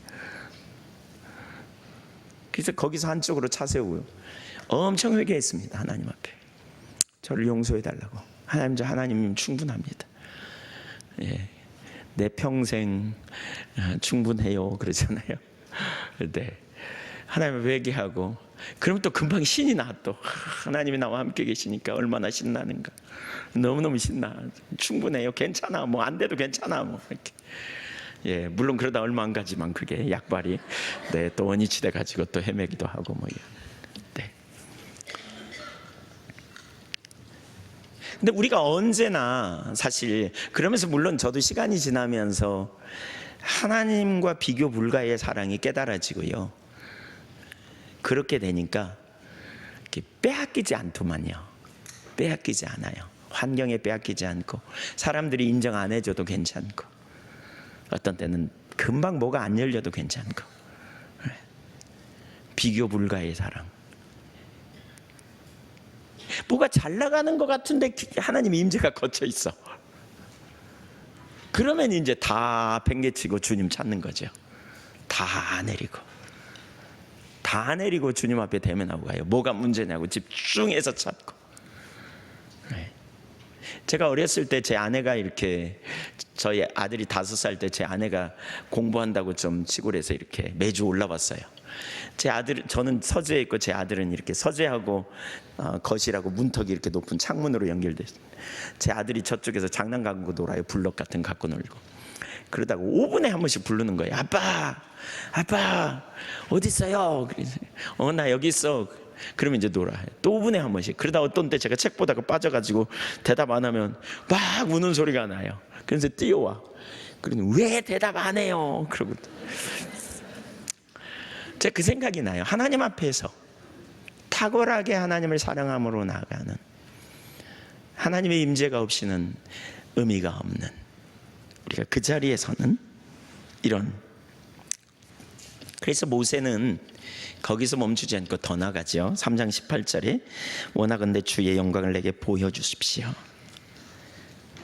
주의 영광을 내게 보여주십시오. 사실 우리가 지금 하나님을 그렇게 추구하는 자리로 우리가 설 수 있다면, 그렇죠? 하나님의 임재를 구하고 하나님을 갈망하면서 그렇게 나아갈 수 있다면 우리 모두가 정말 굉장할 거예요. 하나님 한 분으로 만족하고 탁월하게 주님의 임재 가운데 있기를 원하고 동행하는 삶. 현재적 동행이라니까요. 어제 만난 하나님으로 끝나는 게 아니고 지금 나와 동행하시는 하나님과의 친밀한 교제 안에 있는, 나는 그분과 친밀한 교제 가운데 있는가. 과거에 만난 하나님이 아니고 지금 내가 그 임재 안에 거하는 삶이 되어지기를 구하는, 이 자리에 우리가 가야 돼요. 모세가 주의 영광을 내게 보이소서. 이런 자리에 있는 사람들이 하나님을 더 알기를 원하는 갈망이 있죠. 하나님 더 알기 원하는, 주님을 더 깊이 알기 원해요. 아까 우리 그 찬양했잖아요. 더 깊이 알기 원해요. 그런 찬양했죠. 더 깊이 알기 원하는, 더 주님의 영광을 경험하기 원하는 그런 거룩한 배고픔이 그 속에 있어서 하나님을 찾고 구하는 거죠. 그랬더니 그에 대한 답변으로 34장에 하나님께서 영광으로 임하셨죠. 부흥은 바로 하나님의 영광으로 임하시는 것이죠. 그래서 부흥을 위한 기도에서 매우 중요한 한 가지는 하나님의 얼굴을 구하는 것입니다. 친밀한 교제가 하나님의 의도이고 탁월한 사랑으로 나아가는 탁월한 사랑, 비교 불가의 사랑. 어린아이가 엄마를 찾듯이 그의 손에 수많은 과자가 있고 평상시에 먹고 싶은 거 있어도 다 던져버리고 엄마 없으면 안 되는, 엄마 있을 때 그게 의미가 있는 거지, 없으면 안 되는 그 자리로 가는, 그 자리에 있기를 축복합니다. 우리가 그 주님을 그렇게 찾아 나가는, 사실 주님 없이 우리 삶에 안 되잖아요, 그렇죠? 네, 그렇게 주님을 찾고 구하는, 모세가 그런 것처럼 이렇게. 세 번째, 다윗의 본보기. 회복과 부흥을 위한 중보기도의 한 핵심은 찬양과 경배이고요, 회복과 부흥을 위한 중보기도는 하나님의 얼굴을 구하며 나가는 것입니다. 이 부분에 있어서 다윗의 본보기를 우리가 볼 수 있습니다. 다윗의 예, 다윗의 삶이 바로 그렇게 갔습니다. 첫째, 다윗은 왕이 된 후에 그 기럇여림 아비나답의 집에 있는 언약궤를 가져온 후에 그것을 위해 장막을 세우고 거기에 안치했습니다. 다윗은 엘리 시대에 블레셋에 빼앗긴 이후에 다시 이스라엘로 돌아와 기럇여림 아비나답의 집에 오래 있었던, 약 70년 이상, 학자들은 70년 이상 있었다 이렇게 표현해요. 예루살렘 정복 때까지 그렇게 오랫동안 있었던 그 언약궤를 메어내어 와가지고요, 이렇게 그 당시에 기브온 산당에 광야에서 모세를 통해 세워진 성막이 있었는데 그리 모셔가지 않고 예루살렘에 다윗이 기거하던 예루살렘에 성막을 치고, 그러니까 장막을 치고 거기다가 이렇게 언약궤를 모시죠. 두었죠. 역대하 1장 3절을 보겠습니다. 역대하 1장 3절 시작. 솔로몬이 온 회중과 함께 기브온 산당으로 갔으니 하나님의 해마 곧 여호와의 종 모세가 광야에서 지은 것이 거기에 있음이라. 다윗이 전에 예루살렘에서 하나님의 궤를 위하여 장막을 쳐 두었으므로 그 궤는 다윗이 이미 기럇여림에서부터 그것을 위하여 준비한 것으로 메어 올렸고.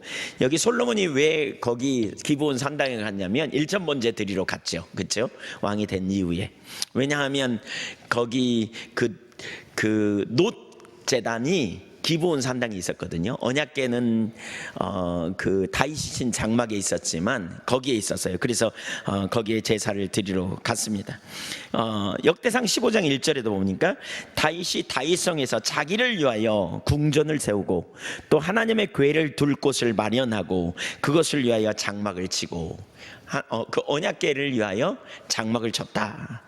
사무엘하 6장 17절 여호와의 궤를 메고 들어가서 다윗이 그것을 위하여 한 장막 가운데 그 준비한 자리에 그것을 두매, 그러니까 언약궤를 두매 다윗이 번제와 화목제를 여호와 앞에 드리니라 그랬죠. 언약궤를 위해 장막을 쳤다 다윗이. 그것은 기브온 산당이 아니라 예루살렘에 쳤다 그 말입니다. 두 번째, 그곳에는 하나님의 임재가 머물러 있었습니다. 시편 26편 8절에 보니까 여호와여 내가 주께서 계신 집과 주의 영광이 머무는 곳을 사랑하오니 이렇게 말하죠. 여기 다윗은 하나님의 임재가 머무는 곳을 매우 사랑했다 이렇게 말합니다. 그곳이 어디입니까? 시편 6전 8절에서 말하는 장소에 대해 학자들은 지성소를 의미하는, 하나님의 영광의 임재가 있는 지성소를 의미하는 것으로 이해합니다. 그래서 랑게 박사라는 분은 그곳을 당신의 영광이 머무는 곳, 즉 영광스러운 하나님께서 당신의 임재를 나타내시기를 기뻐하시는 곳이라고 번역하고 있고, 허필드 박사는 이곳은 특별히 지성소를 가르친다. 그곳에서 언약궤는 하나님의 유엄이 지상적인 임재로 머물러 있던 보좌였다 이렇게 말합니다.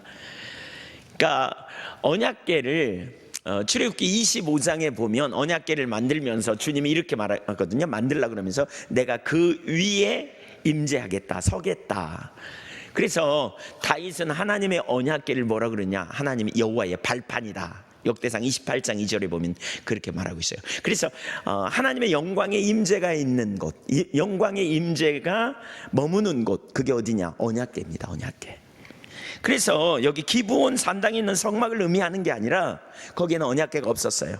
그것은 다윗의 언약궤를 위한 진장막, 다윗이 사랑했던, 내가 주께서 계신 집과 주의 영광이 머무는 곳을 사랑하오니 시편 26편 8절에 말하는 그곳은 바로 언약궤가 있는 그 장막이었다는 거지요. 하나님의 언약궤는 하나님의 영광이 지상적인 임재로 머물러 있던 곳이라고 할 수 있어요. 네. 그래서 그 위에 하나님의 영광으로 임재하셨다고 보고요. 그 바로 다윗은 그곳을 사모했다는 거죠. 그렇게 영광의 임재가 머물러 있는 그곳을 사랑했다 그랬어요. 세 번째, 다윗은 그곳에 고라의 자손들로 이루어진 네 지파의 제사장들을 세워 그들로 하여금 찬양으로 하나님 언약궤 앞에서, 그러니까 언약궤 앞에서 항상 하나님을 예배하도록 하였습니다. 고라 자손들로 구성된, 그러니까 네 지파 제사장들, 그들로 찬양하게 했어요. 항상 하나님을 예배하도록. 역대상 16장 1절 이하를 좀 볼까요? 역대상 16장 1절. 하나님의 임재가 있는 그곳에서 하나님을 찬양하도록 한 거죠. 16장 1절. 하나님의 궤를 메고 들어가서 다윗이 그것을 위하여 친 장막 가운데 두고 번제와 화목제를 하나님께 드리니라. 다윗이 번제와 화목제 드리기를 마치고 여호와의 이름으로 백성에게 축복하고 이스라엘 무리 중 남녀를 막론하고 각 사람에게 떡 한 덩이와 야자 열매로 만든 과자와 건포도로 만든 과자 하나씩을 나누어 주었더라. 또 네 사람을 세워 여호와의 궤 앞에서 섬기며 이스라엘 하나님 여호와를 칭송하고 감사하며 찬양하게 하였으니 아삽은 우두머리요 그 다음은 스가랴와 여이엘과 스미라못과 여이엘과 마따디어와 엘리압과 분하야와 오베데돔과 여이엘이라. 비파와 수금을 타고 아삽은 재금을 힘있게 치고 제사장 분하야와 야하시엘은 항상 하나님의 언약궤 앞에서 나팔을 부니라. 그날에 다윗이 아삽과 그의 형제를 세워 먼저 여호와께 감사하게 하여 이르기를 너희는 여호와께 감사하며 그의 이름을 불러 아뢰며 그가 행하신 일을 만민 중에 알릴지어다. 그에게 노래하며 그를 찬양하고 그의 모든 기사를 전할지어다. 그의 성호를 자랑하라. 여호와를 구하는 자마다 마음이 즐거울지로다. 11절. 여호와와 그의 능력을 구할지어다. 항상 그의 얼굴을 찾을지어다. 항상 그의 얼굴을 찾아. 찬양과 경배를 통해서 하나님의 얼굴을 구하는 거죠. 그의 능력을 구한다. 그게 뭐예요? 사실 하나님을 얼굴을 구하는 것과 그의 능력을 구하는 건 따로가 아닙니다. 네, 하나님 없이는 안 되기 때문에 하나님의 능력을 힘입어 살기를 원하는 거죠. 이게 겸손한 자의 자세예요. 네. 오늘 하나님께서 저 마음에 그런 감동을 주셨어요. 왜? 내 능력은 구하지 않냐고. 하나님의 능력은 구하지 않냐고. 제가 하나님의 얼굴만 구했지 능력을 구하는 건 아니라고 생각을 했거든요. 그래서 가만히 생각을 해봤어요. 능력을 구하라는 말은 뭐 은사를 구하라는 말인가, 뭔가. 그러다가 그 능력과 바로 이런 구절들을 쭉 찾아보면서 금방 알겠더라고요. 아, 이건 당연히, 그러니까 여러분 십자가의 능력이 그거잖아요. 우리가 죄인이었고 그래서 하나님의 아들이 오셨고 이제 우리는 우리의 자원으로 사는 게 아니고 바로 주님의 능력으로 사는 거죠. 그러니까 그 능력으로 사는 삶의 비결 중에 하나가 뭐예요? 바로 주님의 능력을 구하는 거예요. 의지하여 살지만 적극적으로 기도를 통해서 구하는 거죠. 그분의 능력을, 때를 따라 돕는 은혜를 적극적으로 구하는 자로 가는. 다윗이 그렇게 했던 거죠. 적극적으로 능력을 구하는. 네, 상습적인 습관이 깨지고 변화되는. 겟세마네 동산의 기도를 보면서 그게 더 선명히 보이더라고요. 예수님이 겟세마네 동산에서 기도하면서 이렇게 말하거든요. 누가복음에 보면 유혹에 빠지지 않기를 기도하라. 자주 유혹에 빠지는 분 손 들어보세요. 네, 별로 없으면 말 안 하겠습니다.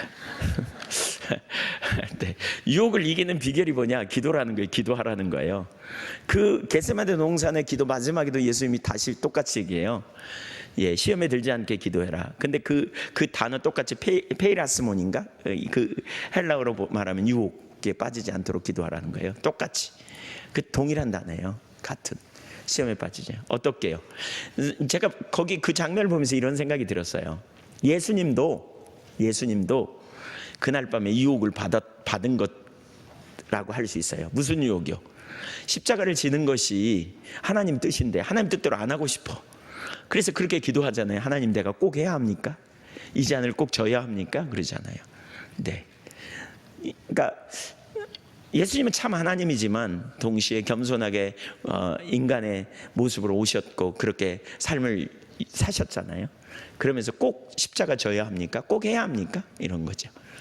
물론 그러다가 결국 어떻게 해요? 결론을 내리고 일어설 때는 이미 헌신한 자리로 가는 거죠. 근데 저는 이런 기도가 우리에게 필요하다고 보거든요. 우리가 이렇게 기도해야 돼요. 하나님 앞에 나가 기도할 때 갈등이 있으면 하나님 앞에 나가 있는 그대로 털어놓는 거죠. 안 하고 싶다고, 나 그만하고 싶다고. 근데 언제 일어나야 되냐? 그때 일어나면 안 돼. 결론을 내리고 일어나야 돼. 그러나 내 뜻대로 마옵시고 주 뜻대로 하옵소서, 여기까지 가야 돼요. 그러니까 여러분, 기도하면서 한숨 쉬고 거기서 뭐 털어놓고 괜찮아요. 다 그렇게 하세요. 근데 거기서 그때 일어나지 말고 주님을 집중적으로 찾고 주님이 인식되면 주님 괜찮아요, 주님 뜻대로 할게요, 이러고 일어나야 돼요. 근데 그 과정에 예수님이 그렇게 한 거라고 보고요. 그 과정에 예수님이 어떻게 기도했냐면 자기 중심에서 하나님 중심으로 내 뜻대로 아니고 주님 뜻대로 되기까지 예수님이 이렇게 기도했어요. 힘쓰고 애쓰고 더욱 간절히, 그걸 우리 눈에 보이는 이미지로 이렇게 표현했어요. 땀방울이 핏방울 되어 떨어지도록. 그러니까 우리 기도해야 돼요, 안 해야 돼요? 네, 해야 돼요. 자기 중심에서 하나님 중심으로 돌아가도록. 그러니까 그 자기 중심으로 원망이 나오고 불평이 나오고 꼭 그렇게 해야 되나, 이런 순간이 되면 거기 가세요. 기도하러 가세요. 그래서 거기서 실컷 불평도 하고 원망도 하고 하세요.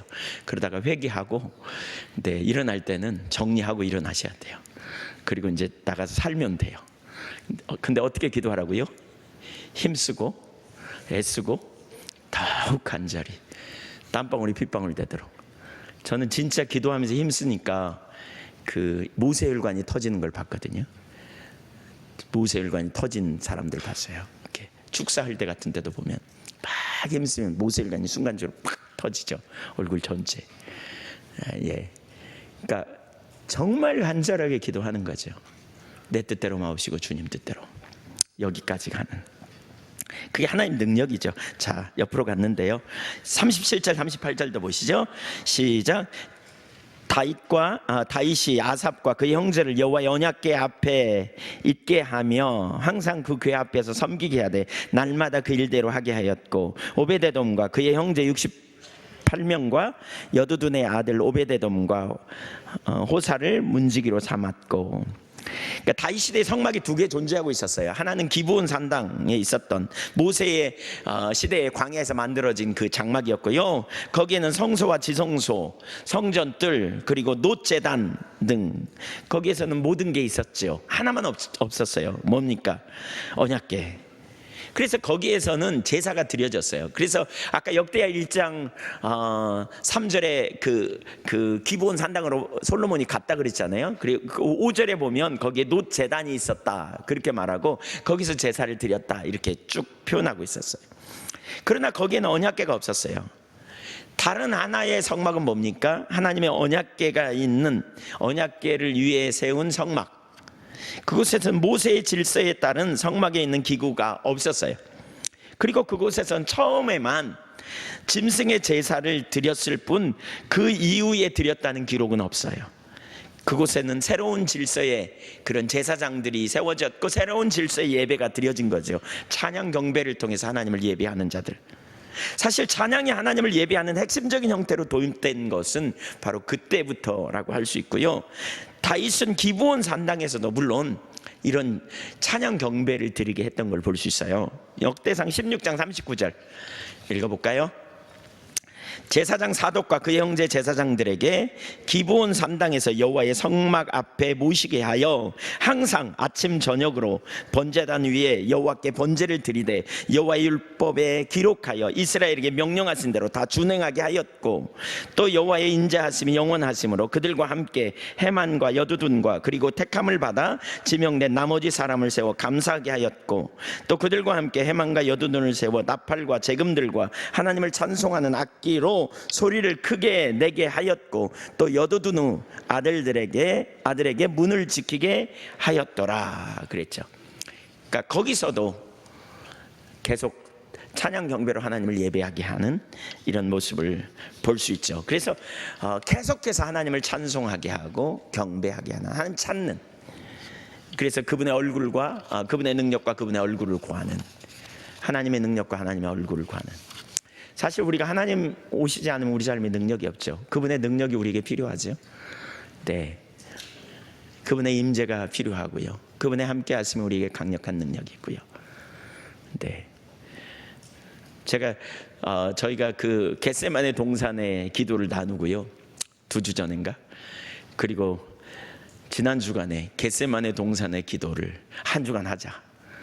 예, 우리의 습관을 돌파하는, 우리가 안 되는 영역, 그 영역 정리하고, 예, 습관적으로, 예, 왜 그런 거 있잖아요. 약한 습관, 누가 나를 화나게 하면 금방 뒤집어지는 가스 폭발 이런 거.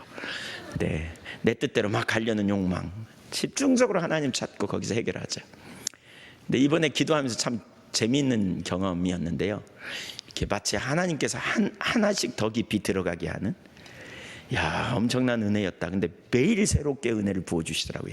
저 개인적인 경험은, 이 하나님을 집중적으로 찾는 게 이게 정말 중요하구나, 이런 생각이 들었어요. 나중에 여러 사람이 그러더라고요, 저한테.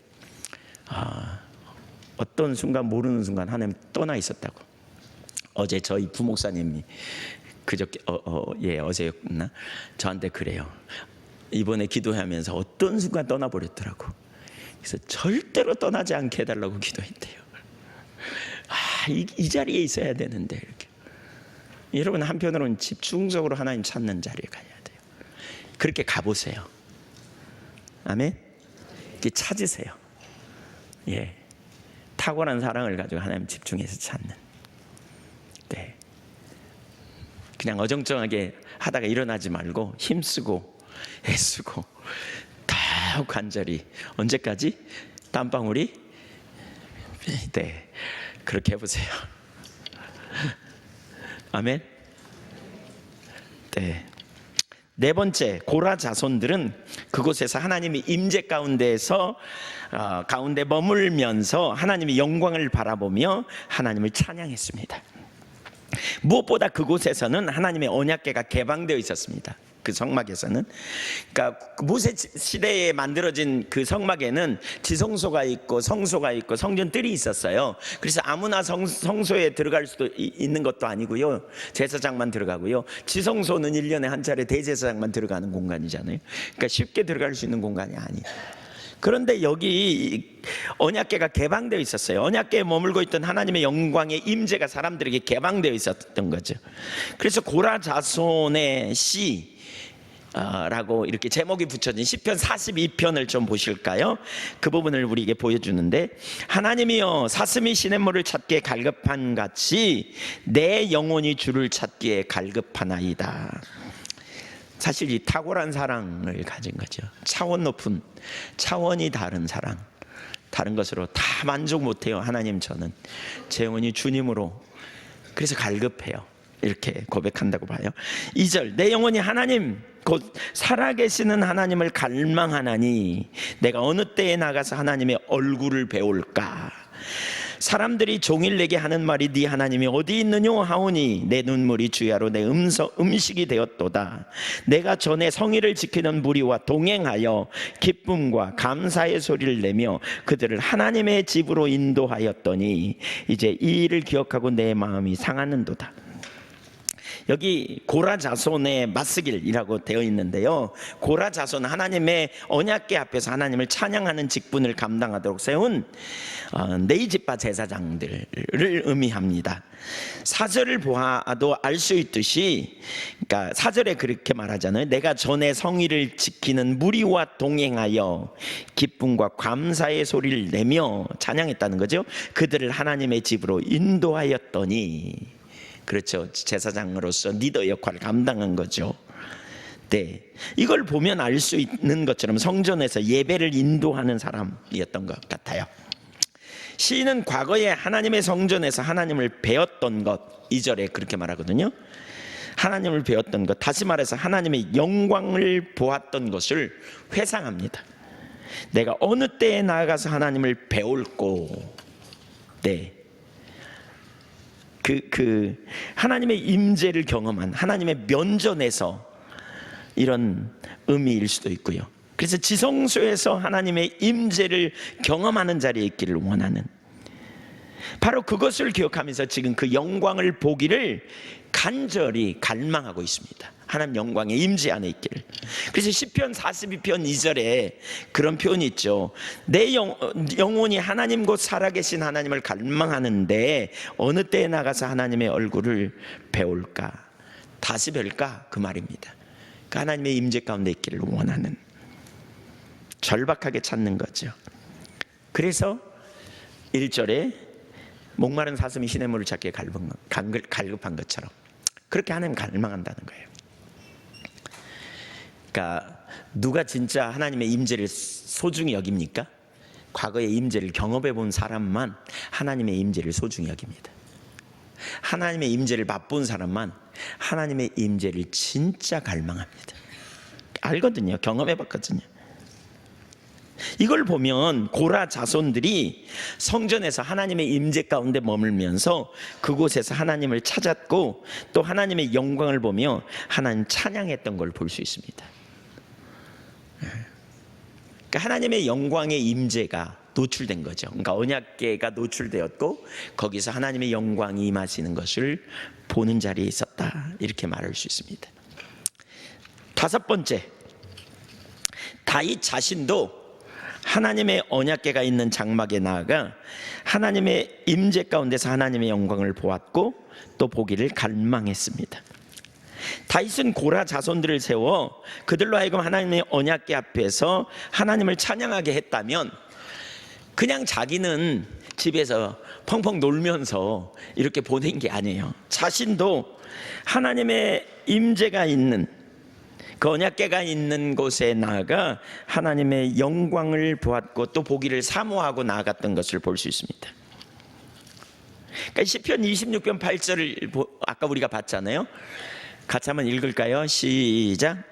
여호와여, 내가 주께서 계신 집과 주의 영광이 머무는 곳을 사랑하오니. 그렇죠. 그러니까 그 언약궤가 있는 장막에 나아가서, 성막에 나가서 다윗은 하나님을 찾고 하나님의 얼굴을 구했습니다. 그리고 그곳에서 하나님의 영광을 보았어요. 하나님의 영광을 경험한. 그 우리가 이 하나님의 영광을 경험하는 게 사실 너무너무 중요하거든요. 하나님의 영광의 임재 안에 거하는, 이거 하나님을 만나는 거죠. 하나님 만나는, 하나님 만나는 경험, 이게 하나님의 의도예요. 하나님을 만나는. 시편 63편 1절.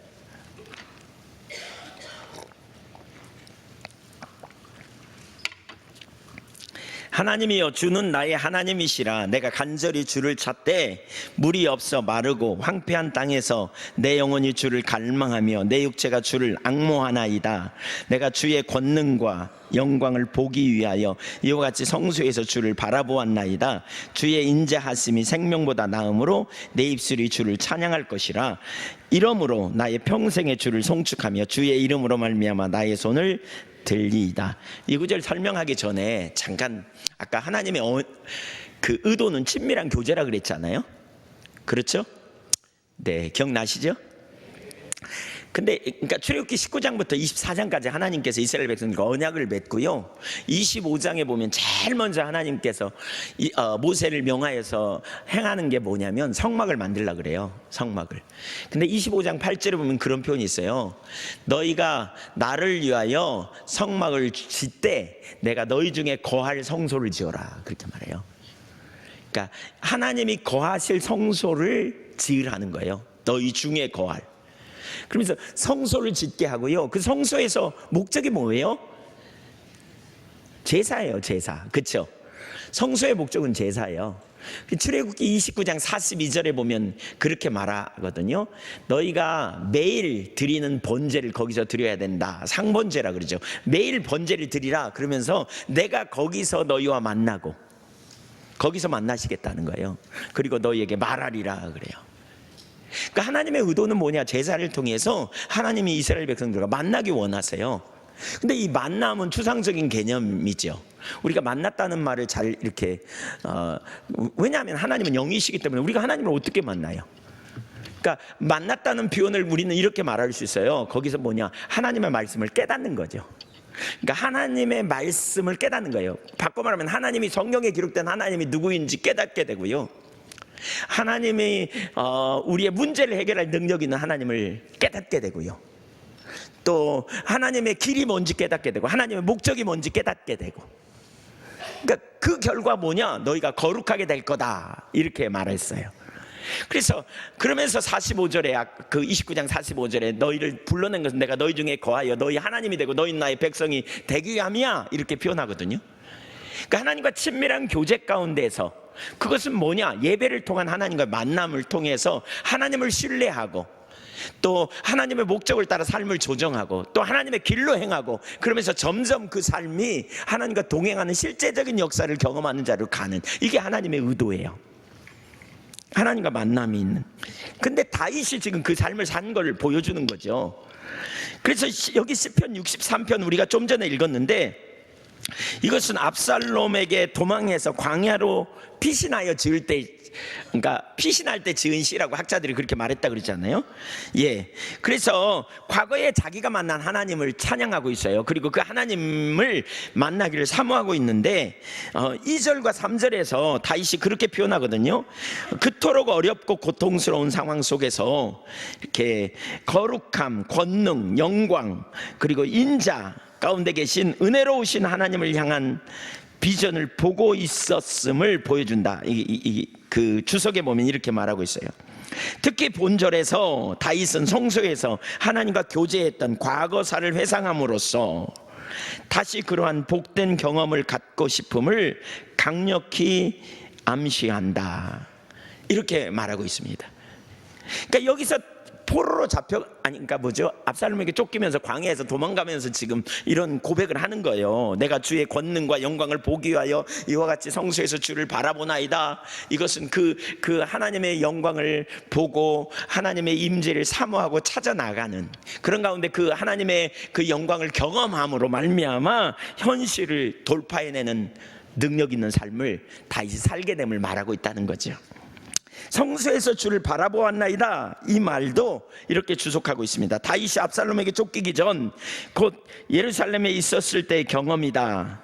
성소 내에서도 언약궤는 하나님의 영광스러운 임재를 상징하는 장소였다. 사무엘상 4장 21절 한편 바라보았나이다는 주로 영적 시각으로서 관찰 혹은 응시를 가리킨다. 그래서 이 단어는 계시나 환상을 보는 행위를 가르치는데 특별히 많이 사용되었다. 그러니까 이 구절에서 이렇게 말하죠. 그가 성소에서 뭘 봤다? 권능을, 하나님의 권능과 영광과 인자하심을 보았다는 거예요.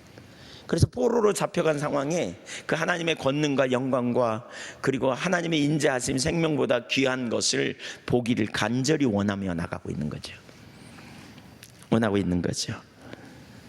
그러니까 그가 이걸 보았다는 말은요. 보았다는 말은 하나님의 영광을 보았다는 말은 뭐죠? 하나님의 성품을, 그분의 영광을, 그분의 능력을, 그분의 인자하심을 깨달았다는 거예요. 성경에 기록돼 있잖아요. 하나님이 누구이신지 그걸 성령의 조명으로 깨달았다. 그게 아까 시편 출애굽기 29장 42절 이하에 나오는 하나님을 만나는 사건이죠. 하나님을 만나는 사건. 이렇게 하나님과 만남이 있을 때 우리 삶에 강력한 역사가 있는 거죠. 이 동행하는 가운데 하나님과 만남이 있어야 돼요. 그래서 진짜 예배에 성공해야 된다. 우리 이런 표현 하잖아요. 속이 뒤집어져 가지고 염려가 있어서 또는 누구하고 싸워가지고 억울한 일을 경험하고 속이 뒤집어져가지고 교회 왔는데 예배 중에 하나님이 임재하시면서 하나님이 선명히 인식해. 하나님이 내 모든 상황을 아시고 나를 가장 선하고 완전한 길로 인도하실 능력이 하나님이 선명히 인식돼. 그러면 집에 가면서도 계속 뒤집어질까요? 평강을 다시 바로 잡히고 가겠죠. 기쁨이 넘치고 괜찮아요. 주님 한 분이면 충분해 이러고 가겠죠. 주님과 만나면 계속된 새로운 역사가 나타나요. 그래서 다윗은 하나님을 보았기 때문에, 바꿔 말하면 하나님을 만났기 때문에, 바꿔 말하면 하나님이 어떤 분인지를 성령의 조명으로 깨닫고 임재 가운데서 인식했기 때문에 그 상황에서도 하나님을 찬양해요. 뭐라 그럽니까? 주의 인자하심이 생명보다 나음으로 내 입술이 주를 찬양할 것이다. 여기 생명보다 낫다는 말은요, 내가 가진 모든 것, 내 인생의 삶, 이 모든 것보다 하나님의 인자하심이, 헤세드, 즉 언약적 사랑이 낫다는 거예요. 그래서 탁월하게 하나님의 사랑을 기뻐하는 거죠. 여기서 다윗이 말하는 주의 인자하심은 하나님에 관한 교리적인 지식을 말하는 게 아니에요. 이론적인 지식으로 말하는 게 아니에요. 주님과 만남을 통해 발견한 거죠. 깨달은 거죠. 하나님의 인자하신 하나님을 만난 거죠. 엄청난 고난과 축복 속에서 인자하신 하나님을 만남으로 말미암아 실제적인 자리에 가 있는 거예요. 지금 실제적인 삶으로 주의 인자하심이 생명보다 나음으로. 그게 뭐예요? 내가 죽을지라도 하나님의 인자하심이, 바울 사도가 빌립보서 1장 21절에 내가 사는 것도 그리스도니 죽는 것도 유익하다, 이런 고백이라고 할 수 있어요. 하나님의 사랑과 자비 안에서 너무나 놀라운 주님의 은혜, 자비, 긍휼. 이게 우리 그리스도인의 삶이 아닐까요? 환경에 지배당하는 삶이 아니라 고린도후서 5장 7절에 나와 있는 것처럼 나는 보이는 대로 행하지 아니하고 나는 하나님을 따라 행한다. 이게 우리 그리스도인의 삶이죠. 오늘날 적지 않은 성도들이 다윗이 처한 상황과 비슷한 상황에 처했을 때 하나님의 인자하심에 대한 교리적인 지식이 없어서 실패하고 넘어집니까? 다윗과 정반대로 하나님을 원망하고 낙심할까요? 아닙니다. 여기서 다윗이 말한 하나님의 임재하심은 앞구절과 연결해 볼 때 그는 하나님의 임재 가운데 하나님을 찾을 때 그를 향한 하나님의 언약적 사랑이 그에게 선명히 보여진 거예요. 선명히 깨달아진 거죠. 우리가 힘들고 어려울 때 그러잖아요. 저는 개인적으로 제 삶에 정말 힘들고 어려울 때 그런 생각이 들어서 성경을 보면서, 예를 들면 신명기 7장 6절 7절 8절 하나님 사랑이 깨달아지기도 하고, 예를 들면 로마서 8장 31절 그런 구절 있잖아요. 그런즉 우리가 무슨 말하리요? 만일 하나님이 우리를 위하시면 누가 우리를 대적하리요? 자기 아들을 아끼지 아니하시고 내어주시니가 어찌 그 아들과 함께 모든 것을 우리에게 더하여 주지 아니하시겠느냐. 네, 별로 안 좋으세요? 네. 이럴 땐 아멘 하시는 거 아니에요? 인간적으로. 네. 네. 동의하시죠? 너무 신나잖아요. 근데 그 누가 모르냐? 근데 안 되니까 그렇지, 이런 거예요? 네. 그게 성령의 조명으로 깨달아져야 된다니까요. 이게 인식되어져야 된다니까요. 인식되어지는 거죠. 그 주님, 이게 친밀함이 실제죠. 실제예요. 교리적인 지식은 있지만 실제로는 능력이 없는 거죠. 네. 다윗이 말한 하나님의 인자하심은 그가 하나님의 임재 가운데 하나님을 찾을 때 그를 향한 하나님의 언약적 사랑이 그에게 선명히 인식된 거예요. 그래서 페트라 주석도 이렇게 말해요. 인자 헤세드는 하나님과의 교제를 통하여서 2절에 나타난 하나님으로부터 보여지는 각양의 은혜 혹은 변함없는 사랑을 뜻한다. 그 하나님의 사랑은, 다시 말해서 하나님을 그렇게 사랑하시는 하나님은 진실로 생명보다 귀하다. 이와 같이 다윗은 하나님과의 친밀한 교제를 통해서 그를 향한 하나님의 그 사랑을 알았기 때문에, 알았다는 말이 되게 중요하죠. 인식된 거예요. 인식됐기 때문에 그 상황에서도 모든 염려를 하나님께 맡기고 오직 하나님만 찾고 구한 거죠. 그분이 우리의 처방이요, 그분이 우리의 길이요, 그분이 우리의 능력이 됨을 인식하고 그분을 의지하여 믿음으로 반응하는 것이죠. 그래서 신뢰하는 가운데 하나님을 찬양할 수 있었어요. 제가 아까도 나눴지만 시편 23편 같은 거 그렇잖아요. 여호와 나의 목자시니 내게 부족함이 없다. 믿으십니까? 그러면 다 아멘 그래요. 수고하고 무거운 짐짓자들아 내게로 오라. 내가 너희를 쉬게 하리라. 나는 마음이 온유하고 겸손하니 내 멍에를 메고 내게 배우라. 내 짐은 쉽고 내 멍에는, 그럼 주님 따라가는 거 쉽다는 거예요, 어렵다는 거예요? 그러면 여러분은 주님 따라가는 게 쉬워요, 어려워요? 네. 왜 그럴까요? 성경에 맡기라는 표현이 되게 많아요. 너희 염려를 맡기라. 그렇죠? 베드로전서 5장 7절에도 그렇고 뭐 시편 37편에도 나오고 55편에도 나오고 여러 구절에서 또 이 로마서 12장 19절에 보면 원수 갚는 걸 내게 맡기라 그랬어요. 미래를 맡기라, 문제를 맡기라, 염려를 맡기라, 두려워하지 말고 맡기라 그랬어요. 이런 구절을 보면서 아멘해요. 위로를 받아요. 화장실 앞에 보면 성경 구절 막 써놨어요. 남자들 화장실에, 여자분들 화장실에 써 있나요? 남자분 화장실 앞에 가면 많이 써 있습니다. 성경 구절. 보통 교회에 가면 화장실에 다 써 있습니다. 이번에 연애했는데 전주에 그 교회도 그냥 성경 구절 설 때마다 위로가 되더라고요. 야, 얼마나 좋은 구절이 많든지. 근데 제가 거기서 이렇게 생각했습니다. 실제일까? 이 구절을 보고 그냥 간접 만족일까? 진짜 이 구절에 의지하여 자유와 평강이 있을까? 만난 여러 사람들의 얘기를 들어보니까 예수 믿은 지 오래됐는데 잠을 못 자고 우울증 걸렸네, 뭐 밤에도 잠이 안 오네, 권사 되려고 그렇게 노력해가지고 권사 된 다음에 봉사해가지고 권사가 됐는데 그 다음에 몸이 아파버렸네. 그때부터 이렇게 무슨 간질약을 먹으면 뭐 이렇게 가슴 두근거린 게 없어지고 뭐 그런다고 그걸 처방받아서 먹네. 뭐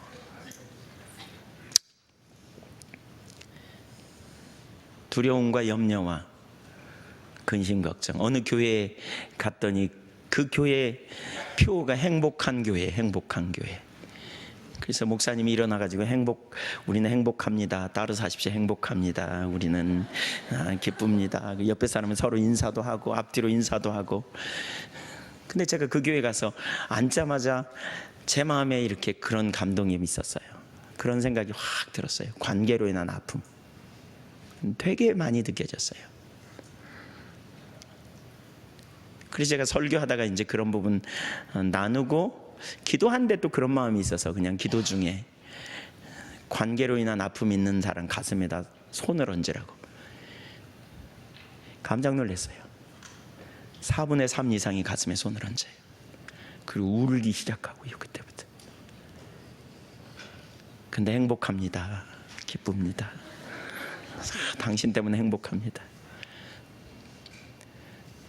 표로 안 돼요. 표로 되는 게 아니죠. 이게 표입니까? 아닙니다. 뭐가 문제일까요? 하나님께 맡겨지지가 않는 거죠. 이론에 불과하니까. 현재적으로 동행이 안 되니까. 가장 문제는 전 그거라고 생각해요. 현재적인 동행이 안 돼요. 하나님을 탁월하게 살아가고 하나님 안에서 발견되고 주님의 임재로 충분하고 주님 한 분이면 족한 바울 사도와 같이 뒤에 있는 것은 잊어버리고 앞에 있는 것을 잡으려고. 그래도 예수께 붙잡힌 바 된 그것, 내가 죄인이었을 때, 내가 강박했을 때, 내가 너무너무 자기중심적이었을 때 은혜로 나를 찾아오셔서 나를 구원해 주신 그분의 놀라운 대속의 은혜, 내가 항상 그 자리에, 바로 처음의 자리에 그렇게 주님께 붙들림 받은 그것을 추구하고 그 주님 한 분으로 족한 주님의 임재 가운데 있기를 원하는 이 자리. 그게 안 되니까 우린 자기가 방패 노릇하려고 상급 노릇하려고 하는 거죠.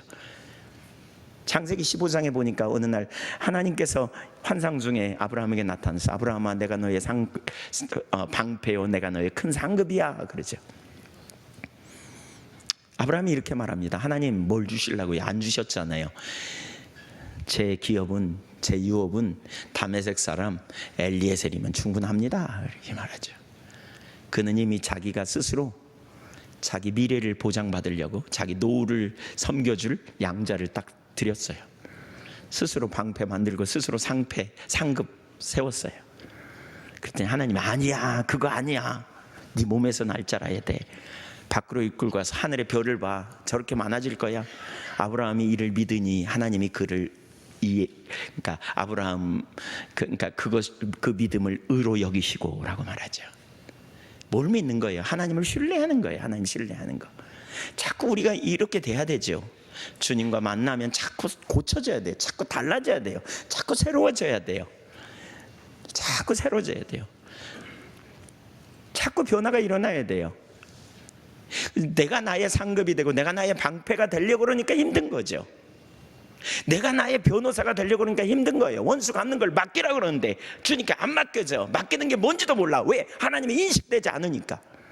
그러니까 내 힘으로 하려고 그래요. 내 방법으로 풀어가려고 그러고 아동바동하고 인본주의적인 그 눈만 감으면 그 인간 생각이 나고 그냥 원망과 불평이 끊어지지 않고 아이고 용서해야 되겠는데 안 되네 이러면서 신앙의 실제는 한 개도 안 된 채로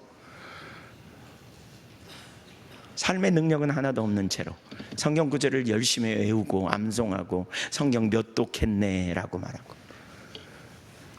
그럼에도 불구하고 죄는 이길 능력이 하나도 없는, 세상을 이길 능력이 없는, 계속해서 문제가 오면 뒤집어지고 넘어지고 깨지는. 다윗이 시편 3편 3절에 보면 압살롬에게 쫓기면서 지은 시지요. 주는 내 머리를 드시는 자니이다. 주는 내 상급이요 내 머리를 드시는 자니이다. 압살롬에게 쫓기면서 예루살렘 성에 들러붙어가지고 그 요새잖아요. 함부로 쉽게 침략할 수 없는 성입니다. 압살롬의 군대가 아무리 강하다 그래도 다윗이 그래도 그렇죠? 백전노장인데 거기서 한바탕 하면 그가 능히 이길 수 있을 거예요. 근데 그냥 비우고 가요. 그냥 가요. 그러면서 뭐라 그럽니까? 하나님 당신은 내 명예를 회복시키는 분이십니다.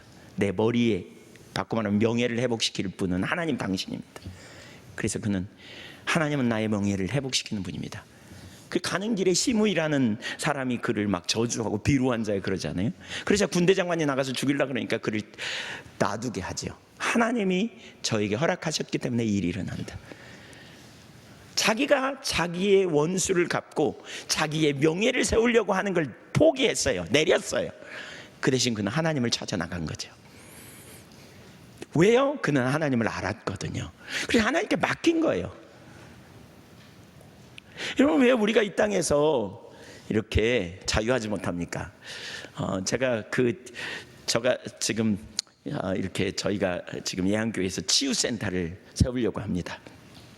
숲이 있는 좋은 곳에다 이렇게 피톤치드가 나오는 이 편백숲이 있는 거기에 이렇게 그래서 그 일본에서 그런 기계가 있다면서요. 그런 기계 일본하고 독일이 유명하다는데 숲의 치유 이렇게 스트레스 지수를 재는. 근데 편백나무 숲에 누워가지고 이렇게 있다 오면 그렇게 치유가 이렇게 스트레스 지수가 다운된대요. 근데요 더 스트레스 지수가 다운되는 비결이 있어요. 제가 알려드릴까요? 주님 만나고 오면 금방 다운돼요. 막혀져 버리거든요. 네, 그러잖아요. 주님 괜찮아요. 그냥 너무 스트레스 받다가 주님이 인식되고 주님이 선명하게 인식되면 그래 주님이면 충분하지. 주님 괜찮아요. 주님이 저의 미래고 저의 생명이고 저를 가장 좋은 길로 인도하신 하나님이신 걸 제가 신뢰해요. 아멘. 그걸 통해 우리가 이런 경험을 통해 뭐예요? 내가 과거에는 그런 문제가 있으면 뒤집어졌는데 주님의 임재를 경험하고 주님의 영광 앞에서 내가 내 길을 선택하는 것이 아니라 하나님께 맡기고 하나님이 기뻐하시는 선택하면서 영적인 돌파를 경험하는 거죠. 문제에 휩쓸리지 않고 환경에 휩쓸리지 않고 하나님 앞에 손을 펴고 친밀한 교제 안에 있으면 어떤 환경일지라도 그 안에서 우겨쌈을 당하여도 쌓이지 않고 답답한 일을 당해도 낙심치 않고 내가 나를 변호하는 짓 그만하고 내가 나를 세우려는 짓 그만두고 하나님을 나의 변호사로 삼고, 하나님을 나의 상급과 나의 방패로 삼고, 나의 구원자로 삼고, 나의 의요 나의 힘으로 삼으면, 이게 안 되니까 우리가 스스로 변호사가 되고 스스로 해결하려고 하니까 온갖 인본주의적인 생각을 우리가 궁리하고 앉고, 기도하고 앉아서도 우리가 그런 생각에 쏙 빠져드는 경우가 얼마나 많습니까? 그러니까 탈진하고, 그러니까 지치고, 그러니까 안식과 자유함이 없는 거죠.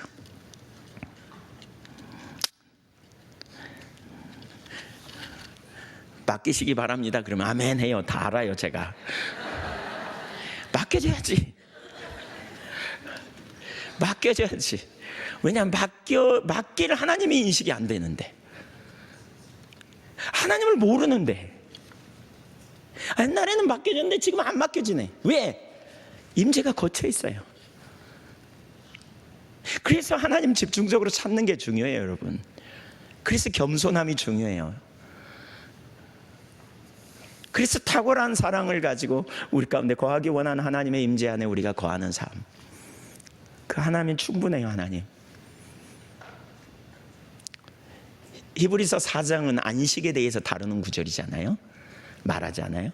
근데 4장 2절에 보면 저들이 복음을 받은 자이나 믿음으로 화합지 않았기 때문에 안식을 못 얻는다는 거죠. 네. 알기는 아는데, 복음을 듣긴 듣는데 믿음으로 반응하지 않는, 적용이 돼야 되는데 우리 삶에 그게 안 되는 거죠. 왜? 하나님 인식되지 않기 때문에. 다윗을 보세요. 63편 4절 보세요. 그는 정말 그런 상황에서도 결국 하나님을 찬양하며 나갈 수 있었어요. 4절. 이러므로 나의 평생에 주를 송축하며 주의 이름으로 말미암아 나의 손을 들리이다. 5절. 골수와 기름진 것을 먹은 것 같이 나의 영혼이 만족할 것이라. 나의 입이 기쁜 입술로 주를 찬송하되 내가 나의 침상에서 주를 기억하며 새벽에 주의 말씀을 작은 소리로 읊조릴 때에 하오리니 주는 나의 도움이 되셨음이라. 내가 주의 날개 그늘에서 즐겁게 부르리이다. 뭐 배 아프세요? 왜 아멘 안 하세요? 네. 네. 하나님과 친밀함이 중요해요. 그래서 현재적 친밀함, 현재적으로 하나님과 동행하는 삶, 그때 우리는 하나님께 맡기고요, 그때 믿음의 길, 하나님의 길을 선택할 수 있었어요. 여기 다윗은 또한 그분의 하나님의 권능을 보았다고 말해요. 그 말은 그가 그 권능에 하나님을 만났다는 거예요. 능력이 하나님을 만났다는 거예요.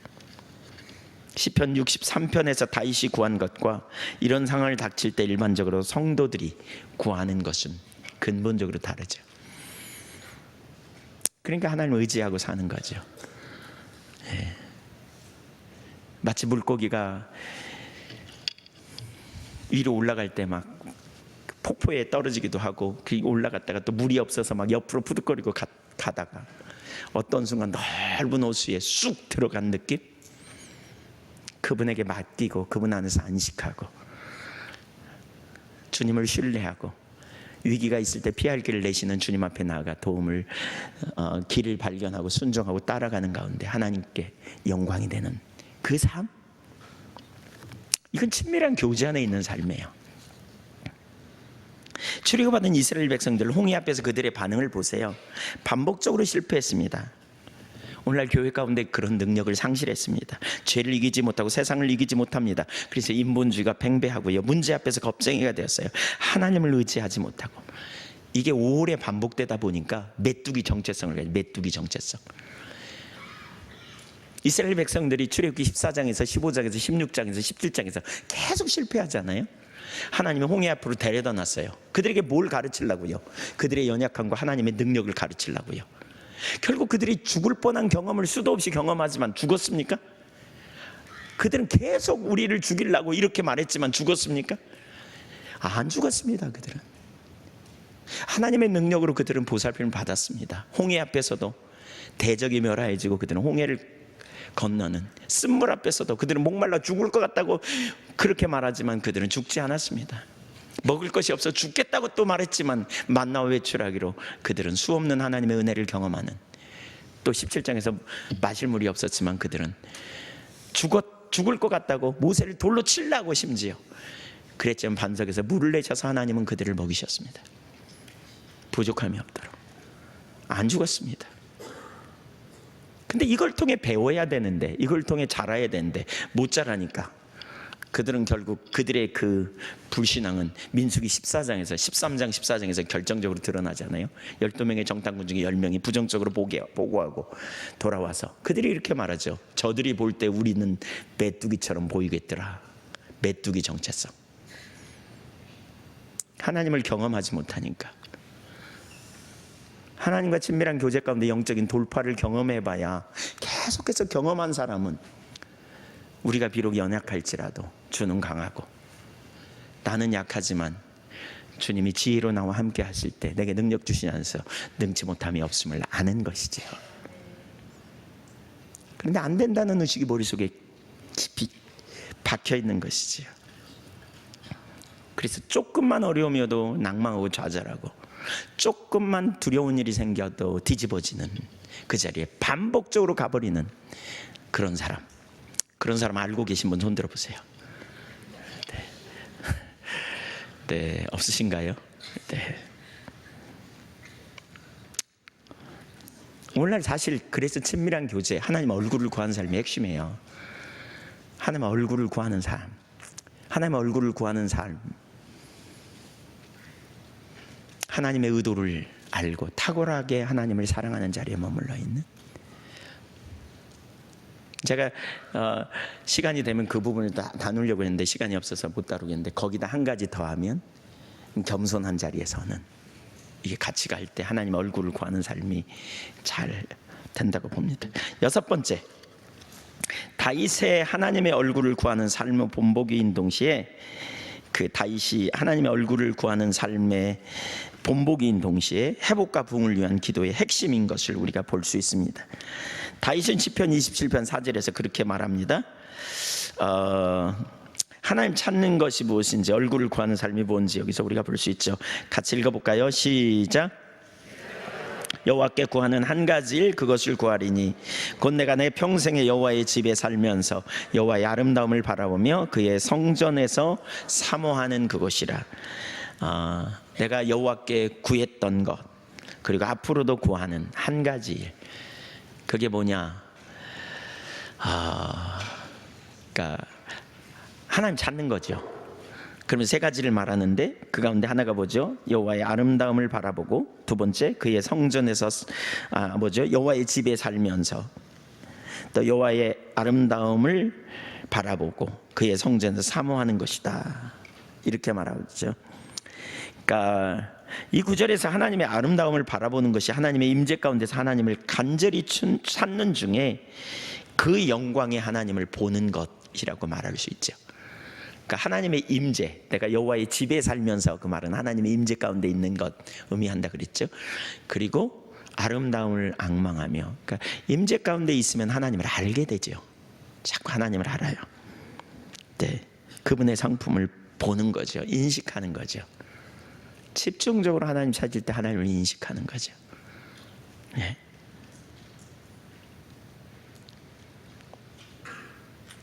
이처럼 하나님 찾는 것이 핵심이에요. 하나님의 영광을 보기를 열망하는 거죠. 하나님 영광을 보기를 열망하는 것. 하나님의 성품을 더 알기를 간절히 구하는 것. 하나님의 성품을 더 안다는 말은 하나님의 성품에 대한 교리적인 지식이 아니라 그 성품을 가진 하나님을 개인적으로 실제적으로 아는 거죠. 그 하나님을 아는 만큼 우리 삶에 능력이 있어요. 인식하는 거죠. 탁월한 사랑이 여러분 속에 있으세요? 그렇게 탁월하게 하나님을 사랑하기로 선택하십니까? 그럼 탁월하게 하나님을 알기를 선택해야 돼요. 고린도후서 5장 9절에 보면 바울 사도는 나는 여호와를 기쁘시게 하기 원하노라 그랬거든요.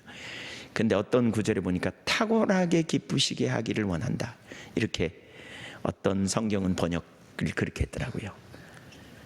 탁월하게 기쁘게 하기 원한다.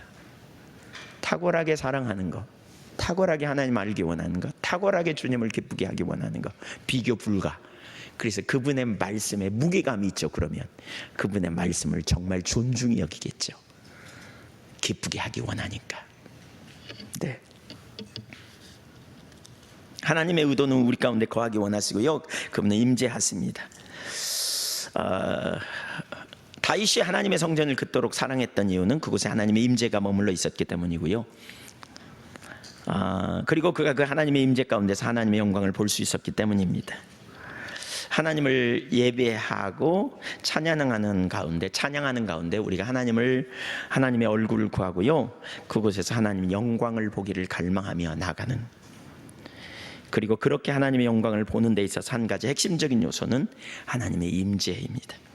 하나님을 우리에게 계시하시는 것은 성령의 역사이고, 하나님의 임재는 곧 성령의 임재이기 때문에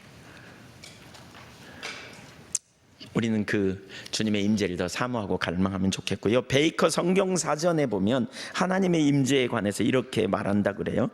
하나님의 성령 안에서 초월적인 하나님이 그분의 백성들에게 가까이 임하셨다.